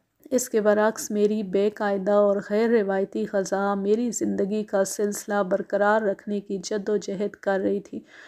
صبح 8 بجے تھوڑا سا شوربہ پی لینا یا رات کے 9 بجے سونے سے پیشتر کوئی ہلکی پھلکی چیز کھا لینا، اور اس کے علاوہ دن میں 1 دفعہ کھانا تناول کرنا یا اس سے بھی محروم رہنا، انہی بے قاعدگیوں نے اس کے علاوہ میری صحت پر کوئی اور برا اثر نہ کیا تھا کہ میری ہڈیوں سے چند پاؤنڈ گوشت کم ہو گیا تھا۔ گزشتہ دن بے وقت ناشتے کے سوا میں نے اب تک کچھ نہ کھایا تھا۔ بھینسوارہ سے واپسی پر پیٹ بھر کر کھانا کھانے، 1 گھنٹہ آرام اور غسل کرنے کے بعد میں گلاب رائے کی طرف چل دیا تاکہ گلاب رائے کے آشرم کے پنڈت کو اس کے علاقے میں آدم خور کی موجودگی سے مطلع کر دوں۔ رودر پریاگ میں اپنی پہلی آمد کے موقع پر میں نے اس پنڈت سے دوستی استوار کی تھی اور اس سے باتیں کیے بغیر کبھی اس کے مکان کے قریب سے نہ گزرا تھا۔ وہ مجھے آدم خور اور یاتریوں کے متعلق بڑے دلچسپ واقعات سنایا کرتا تھا۔ اس کے علاوہ وہ دوسرا شخص تھا جو آدم خور کے منہ میں آ کر اس کا لقمہ بننے سے بچ گیا تھا۔ پہلی وہ عورت تھی جس کی ٹانگ چیتا لے گیا تھا۔ اس کا سنایا ہوا ایک واقعہ ایک ایسی عورت کے متعلق تھا جو آشرم سے چند میل نیچے ایک گاؤں میں رہتی تھی اور جس سے پنڈت بخوبی آشنا تھا۔ ایک دن رودر پریاگ بازار سے واپسی پر وہ عورت شام کے وقت گلاب رائے پہنچی اور اس ڈر کے تحت کہ اب وہ اندھیرا پھیلنے سے پہلے اپنے گھر نہ پہنچ سکے گی، اس نے پنڈت سے اس کے آشرم میں رات بسر کرنے کے لیے جگہ طلب کی۔ پنڈت نے اسے جگہ دے دی، مگر اسے ہدایت کی کہ وہ اسٹور روم کے دروازے کے سامنے سوئے۔ اس اسٹور روم میں پنڈت آشرم میں رات گزارنے والے یاتریوں کا سامان رکھا کرتا تھا۔ پنڈت کا خیال تھا کہ دروازے کے قریب سونے سے عورت ایک طرف تو اسٹور روم کی حفاظت میں رہے گی اور اس کی دوسری سمت وہ 50 یاتری ہوں گے جو اس رات آشرم میں ٹھہرے تھے، یعنی عورت دونوں سمت سے آدم خور کے خطرے سے محفوظ ہو جائے گی۔ آشرم کی چھت اور دیواریں گھاس پھوس اور بانسوں سے بنی ہوئی تھیں اور اس کا کھلا منہ سڑک کے نزدیک تھا۔ اس رات کے کسی پہر اچانک ایک یاتری عورت چیخ مار کر اٹھ بیٹھی اور چلانے لگی کہ اسے کسی بچھو نے کاٹ لیا تھا۔ روشنی کا کوئی انتظام نہ تھا، لیکن دیا سلائی کی مدد سے جب اس عورت کا پاؤں دیکھا گیا تو اس پر ایک جگہ خراش دکھائی دی جس میں سے خون بہہ رہا تھا۔ دوسرے یاتری اس عورت کو کوسنے لگے اور یہ کہہ کر وہ دوبارہ سو گئے کہ کہیں بچھو کے کاٹنے سے خون بھی نکلتا ہے، اور یہ کہ وہ یوں ہی بات کا پتنگڑ بنا رہی تھی۔ صبح کے وقت جب پنڈت آم کے درخت سے اوپر پہاڑی پر واقع اپنے مکان سے آشرم کی سمت آ رہا تھا تو اسے آشرم کے سامنے سڑک کے کنارے ساڑی میں ملبوس ایک پہاڑی عورت کی لاش دکھائی دی۔ اس کی ساڑی پر خون کے دھبے پڑے تھے۔ پنڈت نے اپنے خیال کے مطابق اس عورت کو آشرم میں محفوظ جگہ دی تھی، لیکن چیتا آشرم میں داخل ہوا اور 50 سوئے ہوئے یاتریوں کے اوپر سے نہایت احتیاط سے گزر کر عورت کو ہلاک کر دیا۔ جب وہ عورت کو اٹھا کر باہر جا رہا تھا تو اتفاق سے اس کا ایک ناخن سوئی ہوئی عورت کو لگ گیا۔ اس سوال کے جواب میں کہ آخر چیتے نے دوسرے 50 یاتریوں کو چھوڑ کر اس ایک عورت کو اپنا شکار کیوں بنایا، پنڈت نے مجھے بتایا کہ سارے آشرم میں وہی ایک عورت تھی جس نے رنگین ساڑی پہن رکھی تھی۔ یہ جواب میرے نزدیک معتبر حیثیت نہیں رکھتا، لیکن اس سلسلے میں میرا یہ جواب ہے کہ سارے آشرم میں وہی ایک پہاڑی عورت تھی جس کے جسم کی خوشبو سے دوسرے پہاڑی باشندوں کے جسموں کی خوشبو کی مانند تھی، اور چیتا اس سے بخوبی واقف تھا۔ وہ اس تک پہنچ گیا اور اسے تلاش کر کے اپنے ہمراہ باہر لے آیا۔ اس واقعے کو زیادہ عرصہ نہ گزرا تھا کہ خود پنڈت کا آدم خور سے سامنا ہو گیا۔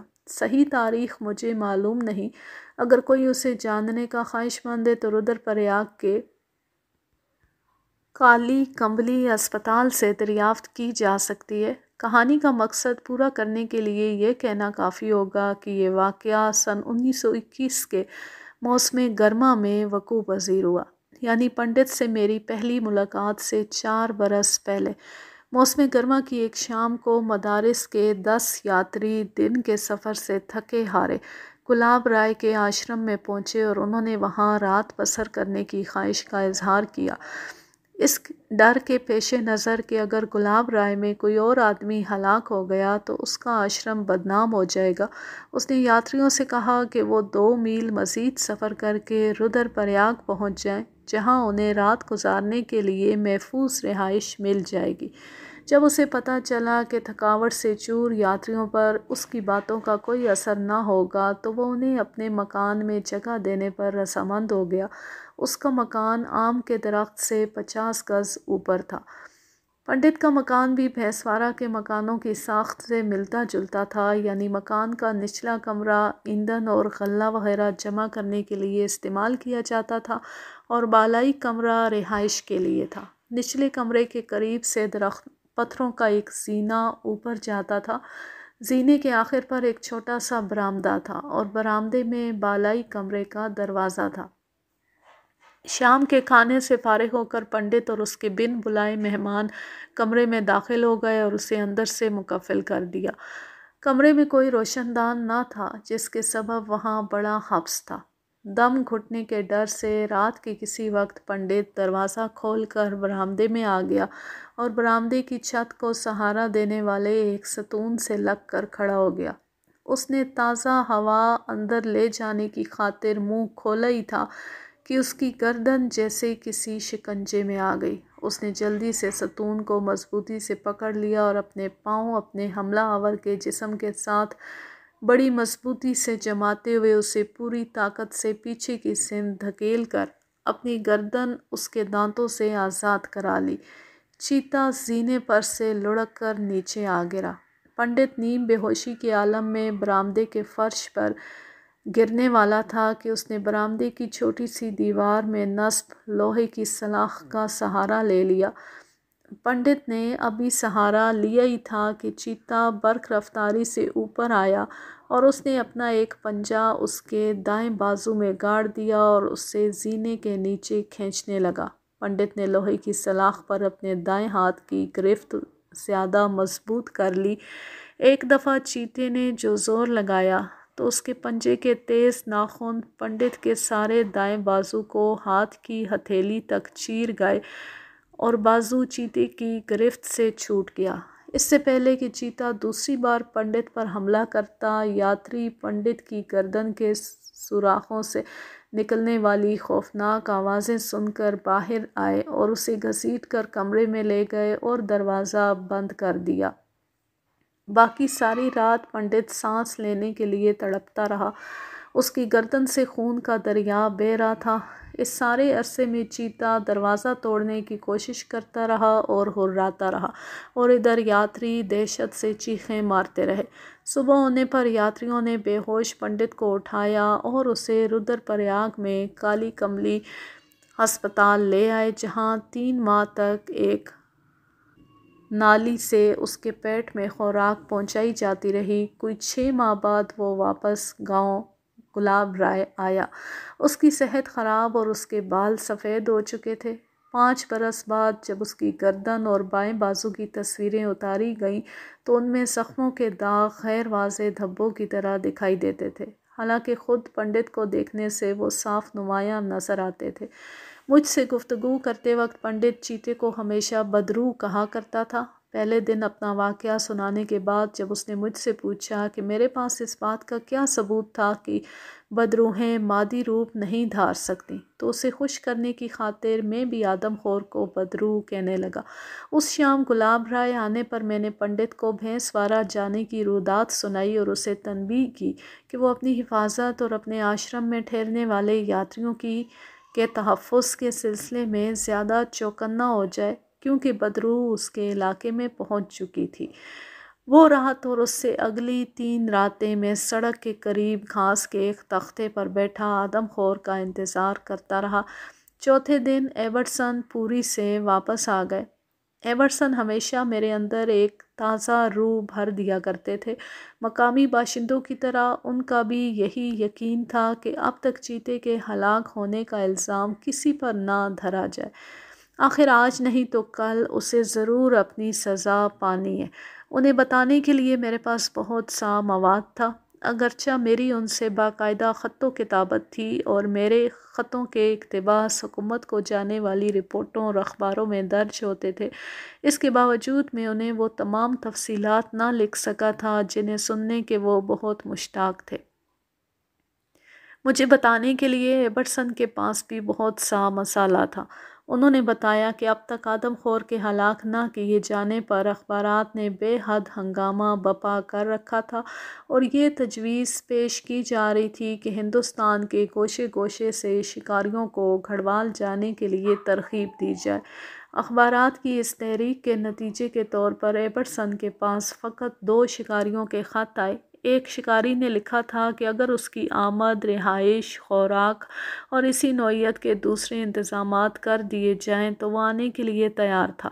دوسرے شکاری نے یہ تجویز ارسال کی تھی کہ چیتے کو جلد از جلد ہلاک کرنے کا یہ طریقہ تھا کہ ایک بکری لے کر اس کی جلد پر آرسینک، ایک خاص قسم کا زہر، اس کی تہ چڑھا دی جائے اور اسے آدم خور کے راستے میں باندھ دیا جائے۔ اسے کھانے سے چیتا ہلاک ہو جائے گا۔ اس نے یہ بھی لکھا تھا کہ ایسی بکری کا منہ باندھ دیا جائے تاکہ وہ اپنے جسم سے آرسینک کو چاٹ نہ سکے۔ اس دن ہم دیر تک باتیں کرتے اور اپنی ناکامیوں کا جائزہ لیتے رہے۔ دوپہر کے کھانے پر جب میں نے ایبرسن کو چیتے کی اس عادت سے آگاہ کیا کہ وہ 5 دن میں ایک دفعہ ضرور رودرپریاگ اور گلاب رائے کے درمیان یاترا سڑک سے گزرتا تھا اور اسے ہلاک کرنے کا اب یہی ایک طریقہ رہ گیا تھا کہ میں اگلی 10 راتیں سڑک کے کنارے کسی مناسب جگہ پر اس کے انتظار میں گزاروں، تو پہلے وہ میری اس تجویز سے متفق نہ ہوئے۔ ان کا کہنا تھا کہ میں نے پہلی کئی راتیں جاگ کر گزاری ہیں اور مزید 10 راتوں کی بیداری میرے حساب پر برا اثر ڈالے گی۔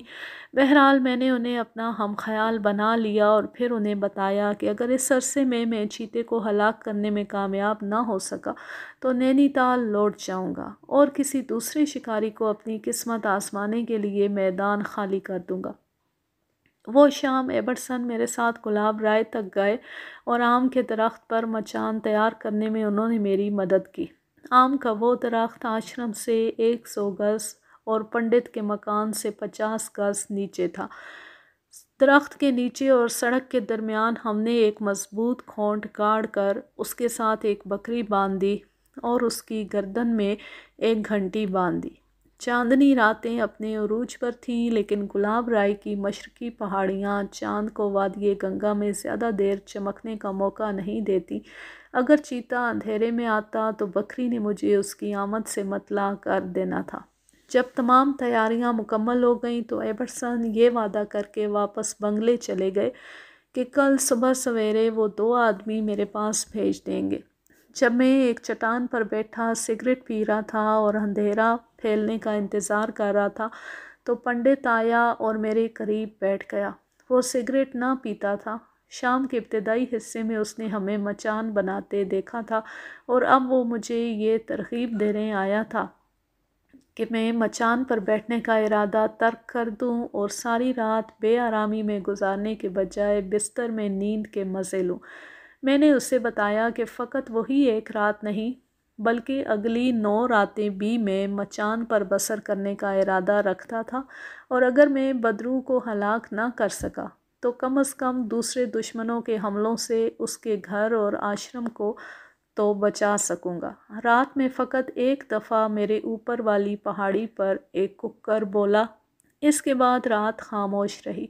صبح کو میرے 2 آدمی وہاں پہنچ گئے اور انہیں یہ کہہ کر وہ میرا کمبل اور رائفل لینے آئے، خود سڑک پر چیتے کے پنجوں کے نشان دیکھتا ہوا بنگلے کی طرف چل پڑا۔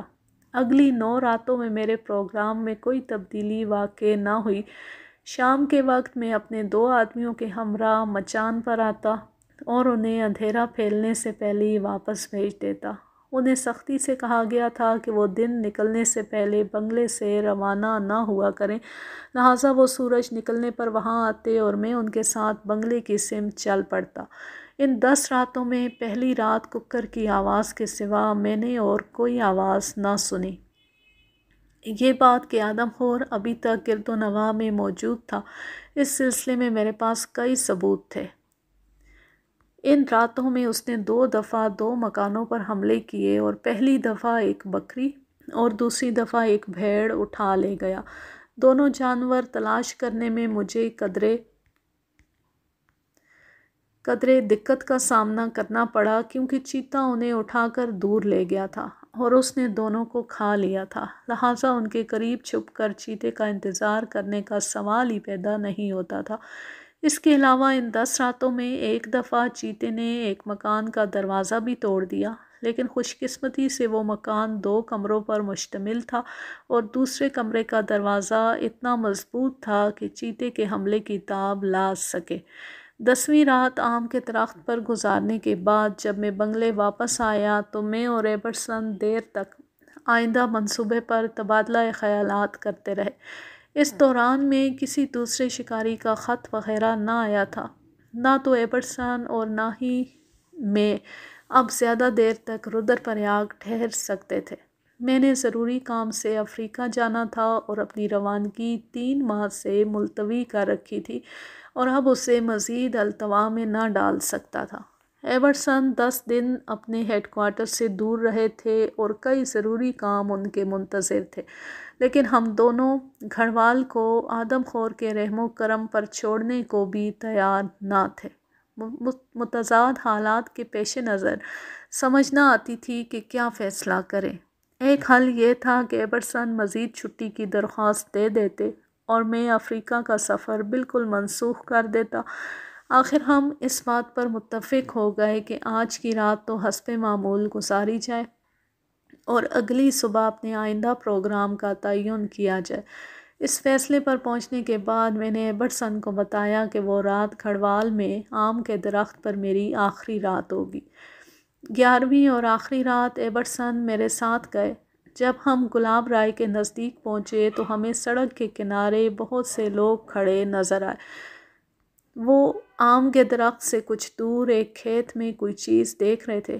انہوں نے ہمیں نہ دیکھا تھا۔ جب ہم ان کے قریب پہنچے تو وہ مڑے اور آشرم کی طرف چلنے لگے، لیکن ان میں سے ایک ہماری طرف بڑھنے لگا۔ ہمارے استفسار کے جواب میں اس نے بتایا کہ وہ اور اس کے ساتھی گزشتہ 1 گھنٹے سے کھیت میں 2 بڑے سانپوں کی لڑائی دیکھ رہے تھے۔ اس کھیت میں تقریباً 1 برس سے کوئی فصل کاشت نہ کی گئی تھی۔ کھیت کے وسط میں ایک چھوٹی سی چٹان تھی۔ لوگوں نے آخری مرتبہ سانپوں کو اس کے قریب دیکھا تھا۔ چٹان پر خون کے قطرے پڑے تھے۔ آدمی نے ہمیں بتایا کہ دونوں سانپ لہو لہان ہو چکے تھے۔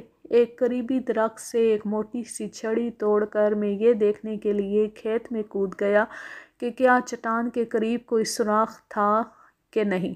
جو ہی میں نے چھلانگ لگائی تو سڑک کے قریب ایک جھاڑی میں مجھے دونوں سانپ دکھائی دیے۔ اس دوران ایبرسن نے بھی ایک مضبوط لکڑی پکڑ لی اور جو ہی ایک سانپ نے سڑک پر چڑھنے کی کوشش کی، ایبرسن نے اسے ہلاک کر دیا۔ دوسرا سانپ سڑک کے پاس ایک سوراخ میں گھس گیا جہاں ہم اسے نکالنے میں کامیاب نہ ہو سکے۔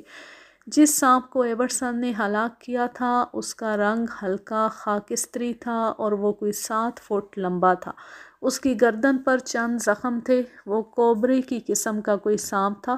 سانپوں کے کاٹنے سے جانور بسا اوقات چند منٹ میں ہلاک ہو جاتے ہیں، لیکن مجھے یہ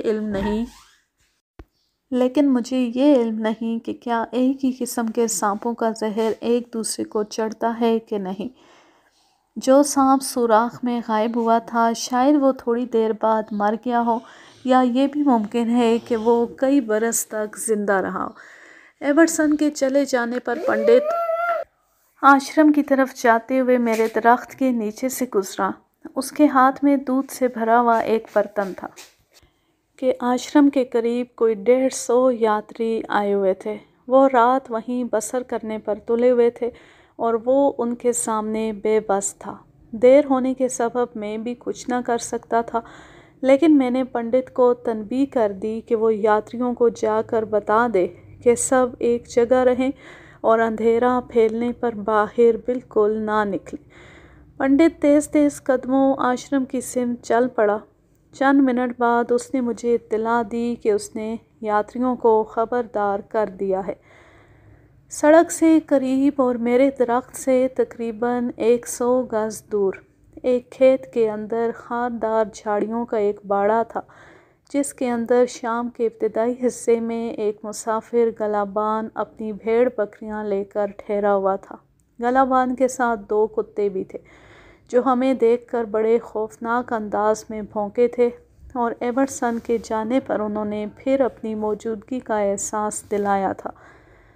چاندنی راتیں ڈھل چکی تھیں۔ ساری وادی پر اندھیرا مسلط تھا۔ کوئی 9 بجے کے قریب میں نے ایک آدمی کو ہاتھ میں لالٹین لیے آشرم سے نکل کر سڑک عبور کرتے دیکھا۔ چند منٹ بعد وہ دوبارہ آشرم کی طرف آیا اور اندر داخل ہو کر اس نے لالٹین بجھا دی۔ اس لمحے گلابان کے کتے بڑی تیزی سے بھونکنے لگے۔ کتے بلا شبہ چیتے کو دیکھ کر بھونک رہے تھے، جس نے شاید لالٹین والے آدمی کو دیکھ لیا تھا اور اب اس کے تعاقب میں آشرم کی طرف آ رہا تھا۔ پہلے تو کتے سڑک کی طرف منہ کر کے بھونکتے رہے، لیکن چند منٹ بعد وہ مڑے اور میری سمت میں بھونکنے لگے۔ میرے خیال کے مطابق چیتے نے درخت کے نیچے بندھی ہوئی بکری کو دیکھ لیا تھا اور وہ کتوں کی نظروں سے اوجھل ہونے کی خاطر زمین پر لیٹ گیا تھا۔ یہی وجہ تھی کہ اب کتوں نے بھونکنا بند کر دیا تھا۔ چیتا اب اپنے اگلے اقدام کے متعلق سوچ رہا تھا۔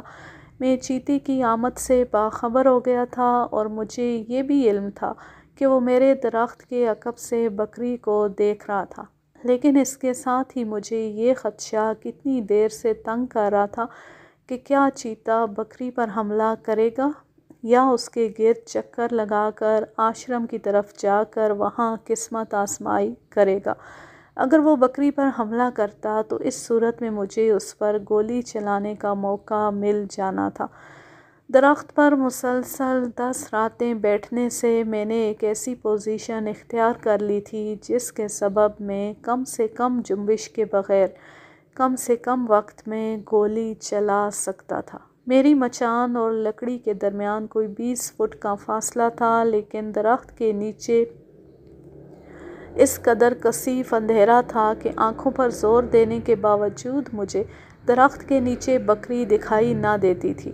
آخر میں نے آنکھیں بند کر کے کانوں پر بھروسہ کر لیا۔ میں نے اپنی رائفل کو، جس کے ساتھ برقی ٹارچ لگی ہوئی تھی، بکری کی سمت کر رکھا تھا۔ ابھی میرے ذہن میں یہی خیال تھا کہ اب چیتا آشرم کے باہر پہنچ کر اپنا شکار تلاش کرنے میں محو ہوگا کہ اتنے میں درخت کے نیچے بکری کے گلے کی گھنٹی زور سے بجنے لگی۔ ٹارچ کا بٹن دبا کر اس کی روشنی میں نے دیکھا کہ رائفل کی دونوں نالیاں چیتے کے کندھے پر نشانہ لیے ہوئے تھیں۔ رائفل کو 1 انچ کا 20واں حصہ بھی ہلائے بغیر میں نے گھوڑا دبا دیا۔ گولی چلتی ٹارچ خود بخود بجھ گئی۔ اس زمانے میں ٹارچیں عام استعمال نہ ہوتی تھیں اور اس سلسلے کی سب سے پہلی کڑی میری ٹارچ تھی۔ میں اسے چند ماہ اٹھائے پھرا تھا اور اسے استعمال کرنے کا مجھے کوئی موقع میسر نہ ہوا تھا، لہٰذا مجھے معلوم نہ تھا کہ اس کی بیٹری چارج ہونے والی تھی کہ نہیں۔ جب میں نے ٹارچ کا بٹن دبایا تو اس میں سے مدھم سی روشنی نکلی اور وہ بجھ گئی۔ اب پھر میرے چاروں طرف اندھیرا تھا اور مجھے اپنی گولی کا نتیجہ معلوم نہ ہو سکا تھا۔ میری گولی کی گونج بتدریج وادی میں گونج رہی تھی کہ پنڈت نے دروازہ کھول کر مجھ سے پوچھا کہ کیا مجھے کسی کی مدد کی ضرورت تھی۔ میں اس وقت اپنی تمام تر توجہ سے چیتے کی کوئی آواز سننے میں محو تھا، لہٰذا میں نے اسے کوئی جواب نہ دیا اور اس نے بھی جلدی سے دروازہ بند کر لیا۔ جب میں نے چیتے پر گولی چلائی تھی تو اس وقت وہ سڑک کی دوسری سمت مجھ سے دور منہ کیے لیٹا تھا اور مجھے مبہم سا خیال تھا کہ گولی چلنے پر وہ بکری پر کودا تھا اور پنڈت کی آواز سے 1 لمحہ پہلے میں نے اس کی ہلکی سی کربناک آواز سنی تھی، لیکن اس کے متعلق مجھے یقین نہ تھا کہ میری گولی کی آواز سے یاتری جاگ اٹھے تھے، مگر چند منٹ کی سرگوشیوں کے بعد وہ دوبارہ سو گئے۔ بکری زخمی محسوس نہ ہوتی تھی کیونکہ وہ رسے کی لمبائی تک ادھر ادھر گھوم کر گھاس چر رہی تھی۔ میں نے 10 بجے گولی چلائی تھی، چونکہ ابھی چند گھنٹوں تک چاند نے طلوع نہ ہونا تھا اور اس دوران میرے لیے بیکار بیٹھنے کے سوا اور کوئی کام نہ تھا، لہٰذا میں آرام سے بیٹھا سگریٹ پیتا اور کوئی آواز سننے کی کوشش کرتا رہا۔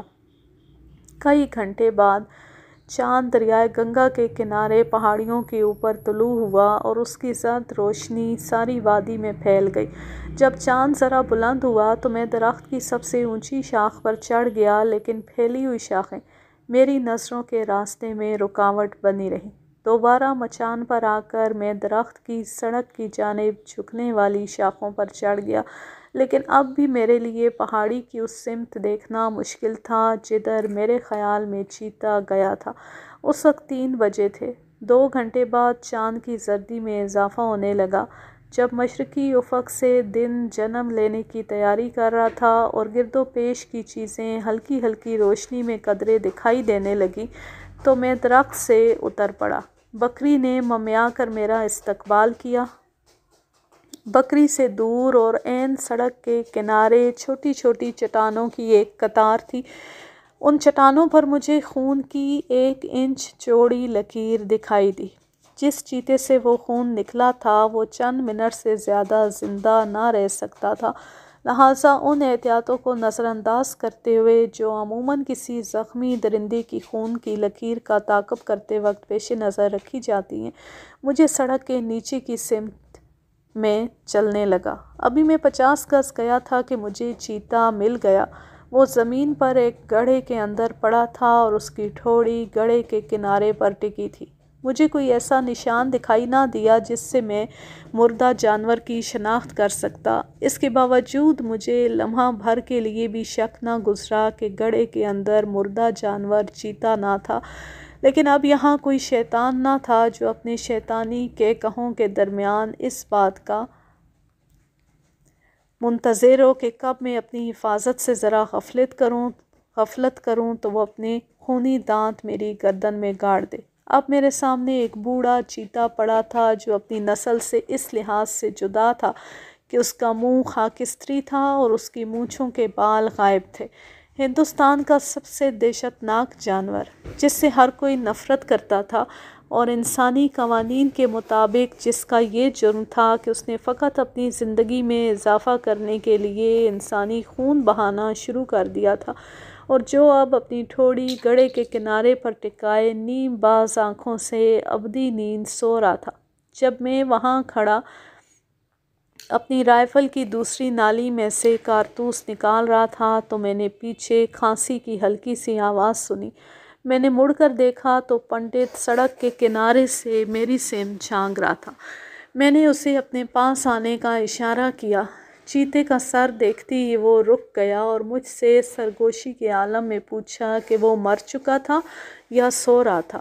جب میں نے اسے بتایا کہ وہ مر چکا تھا اور یہ وہی بدرو تھی جس نے 5 برس پہلے اس کا گلا پھاڑ دیا اور جس کے خوف کے مارے اس نے گزشتہ شب جلدی سے دروازہ بند کر لیا تھا، یہ سن کر اس نے دونوں ہاتھ باندھے اور اپنا سر میرے قدموں پر رکھنے کی کوشش کی۔ دوسرے لمحے سڑک سے ایک آواز سنائی دی، صاحب آپ کمال ہیں۔ میرا ایک آدمی مجھے متفکر آواز میں بلا رہا تھا۔ جب میں نے اس کی آواز کا جواب دیا تو 4 سر نمودار ہوئے اور 4 آدمی بھاگے بھاگے میری سمت آئے۔ ان میں سے ایک آدمی نے لالٹین اٹھا رکھی تھی جسے بجھانا وہ بھول گیا تھا۔ چیتا گڑھے میں پڑا اکڑ گیا تھا، لہٰذا قدرے دقت سے اسے باہر نکالا گیا۔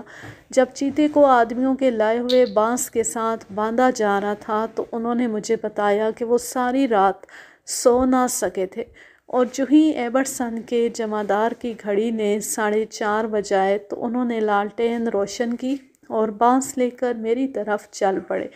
ان کے خیال کے مطابق مجھے ان کی سخت ضرورت تھی، لیکن آم کے درخت کے نزدیک پہنچ کر مجھے مچان سے غائب، بکری کو صحیح سلامت اور چٹانوں پر خون کی لکیر دیکھ کر انہوں نے اندازہ لگایا کہ آدم خور نے مجھے ہلاک کر دیا تھا، اور یہ نہ جانتے ہوئے کہ اب وہ کیا کریں انہوں نے مجھے آواز دی تھی۔ پنڈت کو یہ ہدایت کر کے کہ وہ مچان پر سے میرا سامان اتار لے، چاروں آدمی بکری کو اپنے آگے ہانکتے ہوئے معائنہ بنگلے کی سمت چل پڑے۔ بکری جو میرے بروقت فائر کرنے سے موت کے منہ سے بال بچی تھی اور جسے کسی قسم کا زخم بھی نہ آیا تھا، اس حقیقت سے بے خبر تھی کہ اس کے رات کے مارکے نے اسے باقی ساری زندگی کے لیے ہیرو بنا دیا تھا۔ اس کے گلے میں خوبصورت ہار پہنایا جانا تھا اور اس نے اپنے مالک کے لیے آمدنی کا ایک ذریعہ بن جانا تھا۔ بعد میں نے وہ بکری اس شخص کو دے دی جس سے میں نے اسے خریدا تھا۔ جب میں نے بنگلے کا دروازہ کھٹکھٹایا تو ایبرسن ابھی تک سوئے ہوئے تھے۔ دروازے کے شیشے میں سے مجھے دیکھتی وہ ایک چھلانگ لگا کر بستر سے نکلے اور بھاگ کر دروازہ چوپٹ کھول دیا۔ انہوں نے مجھے زور سے باہوں میں بھینچ لیا اور اگلے لمحے وہ چیتے کے گرد ناچنے لگے جسے آدمیوں نے برآمدے میں رکھ دیا تھا۔ میرے لیے گرم چائے اور غسل کے لیے گرم پانی کا حکم دے کر انہوں نے ایک دم اپنے اسٹینوگرافر کو بلایا اور اس وقت حکومت، اخبارات، میری بہن اور میری بیوی جین کو تار لکھوا دیے۔ انہوں نے مجھ سے ایک سوال نہ پوچھا کیونکہ وہ جانتے تھے کہ الصبح جو چیتا میں ان کے پاس لایا تھا وہ آدم خور کے سوا کون ہو سکتا تھا؟ لہٰذا سوالات کی کیا ضرورت تھی؟ گزشتہ موقع پر ہر قسم کے دلائل کے باوجود میں اس بات پر مصر رہا تھا کہ لوہے کے پھندے میں ہلاک کیا جانے والا چیتا آدم خور نہ تھا، لیکن اس موقع پر میں نے کچھ نہ کہا تھا۔ گزشتہ اکتوبر سے ایبرسن کے کندھوں پر یہ ایک بھاری ذمہ داری تھی، کیونکہ آدم خور کے متعلق صوبے کی دستور ساز اسمبلی کے نمائندوں اور حکومت کے افسروں کے تمام سوالات کے جواب انہی کو دینے پڑتے تھے۔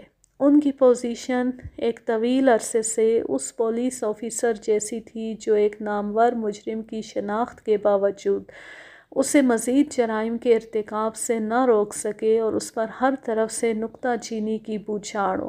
لہٰذا اس میں حیرت کی کوئی بات نہیں کہ 2 مئی سن 1926 کو ایبرسن دنیا کے مسرور ترین انسان تھے، کیونکہ اب وہ حکومت اور اخبارات کو مطلع کرنے کے علاوہ رودر پریاگ اور گرد و نواح کے دیہات کے باشندوں کو بھی بتا سکتے تھے کہ جو بدرو انہیں 8 برس سے تنگ کر رہی تھی اب اس کا خاتمہ ہو چکا تھا۔ چائے کی کئی پیالیاں پینے اور غسل کرنے کے بعد میں نے تھوڑی دیر سونے کی کوشش کی، مگر شدت جذبات سے مجھے نیند نہ آ سکی اور میں بستر سے نکل آیا۔ پھر ایبرسن اور میں نے چیتے کو ماپا اور اس کا بغور معائنہ کیا۔ ہماری پیمائش اور معائنے کے نتائج درج ذیل ہیں۔ لمبائی پنجوں کے درمیان سے 7 فٹ 6 انچ، لمبائی جسم کے خموں کے اوپر سے 7 فٹ 10 انچ۔ چیتے کی موت کے 12 گھنٹے بعد یہ پیمائش کی گئی تھی۔ حلیہ رنگ ہلکا خاکستری، بال چھوٹے اور تیز، مونچھیں کوئی نہیں، دانت پرانے اور بے رنگ، سامنے کا ایک بڑا دانت ٹوٹا ہوا، زخم دائیں کندھے میں گولی کا ایک تازہ زخم، زبان اور منہ کالے، پچھلے بائیں بازو میں گولی کا ایک پرانا زخم، اسی پنجے سے ایک ناخن اور پنجے کا ایک حصہ غائب، سر پر کئی زخم جو ایک حد تک مندمل ہو چکے تھے، پچھلی دائیں ٹانگ پر ایک گہرا زخم جو ایک حد تک مندمل ہو چکا تھا، دم پر کئی زخم جو بڑی حد تک مندمل ہو چکے تھے، بائیں پچھلی ٹانگ کی ران پر ایک زخم جو ایک حد تک مندمل ہو چکا تھا۔ چیتے کا منہ اور زبان کیوں کالے تھے اس کی وجہ میں بیان کرنے سے قاصر ہوں۔ بعض لوگ کہتے تھے کہ وہ سائنائڈ کا اثر تھا، ممکن ہے ایسا ہی ہو، مگر میں وثوق سے کچھ نہیں کہہ سکتا۔ سر، دم اور پچھلی دائیں ٹانگ کے ایک حد تک مندمل زخم اسے بھینسوارہ میں دوسرے چیتے سے لڑائی کے دوران آئے تھے۔ پچھلی بائیں ران کا زخم پھندے میں گرفتار ہونے کے سبب تھا۔ پچھلی بائیں ٹانگ کے پنجوں کا زخم اس گولی کا نتیجہ تھا جو سن 1921 میں نوجوان فوجی افسر نے پل پر سے چلائی تھی۔ چیتے کی کھال اتارتے وقت اس کے سینے کے قریب جلد میں سے ایک چھوٹی سی گولی نکلی۔ کئی برس بعد ایک ہندوستانی عیسائی نے دعویٰ کیا کہ جس سال چیتا آدم خور بنا تھا یہ گولی اس نے اسے ماری تھی۔ جب ایبرسن اور میں چیتے کی پیمائش اور معائنہ کر چکے تو اسے ایک درخت کے سائے میں ڈال دیا گیا۔ صبح سے شام تک ہزاروں مرد، عورتیں اور بچے اسے دیکھنے کے لیے آئے۔ ہمارے پہاڑی باشندے جب کسی خاص مقصد کے تحت کسی شخص کو ملنے جاتے ہیں، مثلاً اس سے عقیدت کا اظہار یا اس کا شکریہ ادا کرنے کی خاطر، تو وہ کبھی خالی ہاتھ نہیں جاتے بلکہ اس کے لیے پھول لے جاتے ہیں۔ جب وہ شخص اپنے دائیں ہاتھ کی انگلیوں سے پھول چھو لیتا ہے تو ہدیہ پیش کرنے والا پھولوں کو اس شخص کے قدموں میں ڈال دیتا ہے۔ اس سے پہلے بھی لوگ کئی دفعہ مجھ سے عقیدت کا اظہار کر چکے تھے، لیکن اس موقع پر لوگوں کا جوش عقیدت اپنے عروج پر پہنچ چکا تھا، پہلے معائنہ بنگلے میں اور پھر رودر پریاگ بازار میں۔ ایک استقبالیہ کے موقع پر لوگوں نے صحیح معنوں میں مجھے پھولوں میں دفنا دیا۔ صاحب، اس نے ہمارا اکلوتا بیٹا ہلاک کر دیا۔ اب ہم بوڑھے ہیں اور ہمارا گھر ویران ہے۔ وہ میرے 5 بچوں کی ماں کو کھا گیا۔ سب سے چھوٹا بچہ چند ماہ کا تھا۔ اب گھر میں بچوں کی دیکھ بھال اور کھانا پکانے کے لیے کوئی نہیں۔ میرا بچہ رات کو بیمار ہو گیا۔ کوئی اسپتال سے دوا لانے کی جرات نہ کر سکتا تھا، لہٰذا وہ مر گیا۔ لوگ ایک المیہ کے بعد دوسرا المیہ بیان کرتے جاتے اور میرے پاؤں کے نیچے زمین پھولوں سے رنگین ہوتی جاتی۔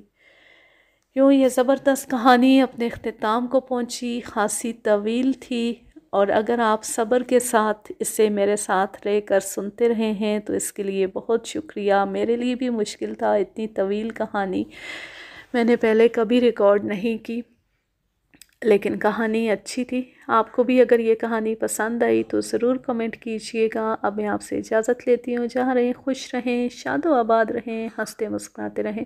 اللہ حافظ، اللہ نگہبان۔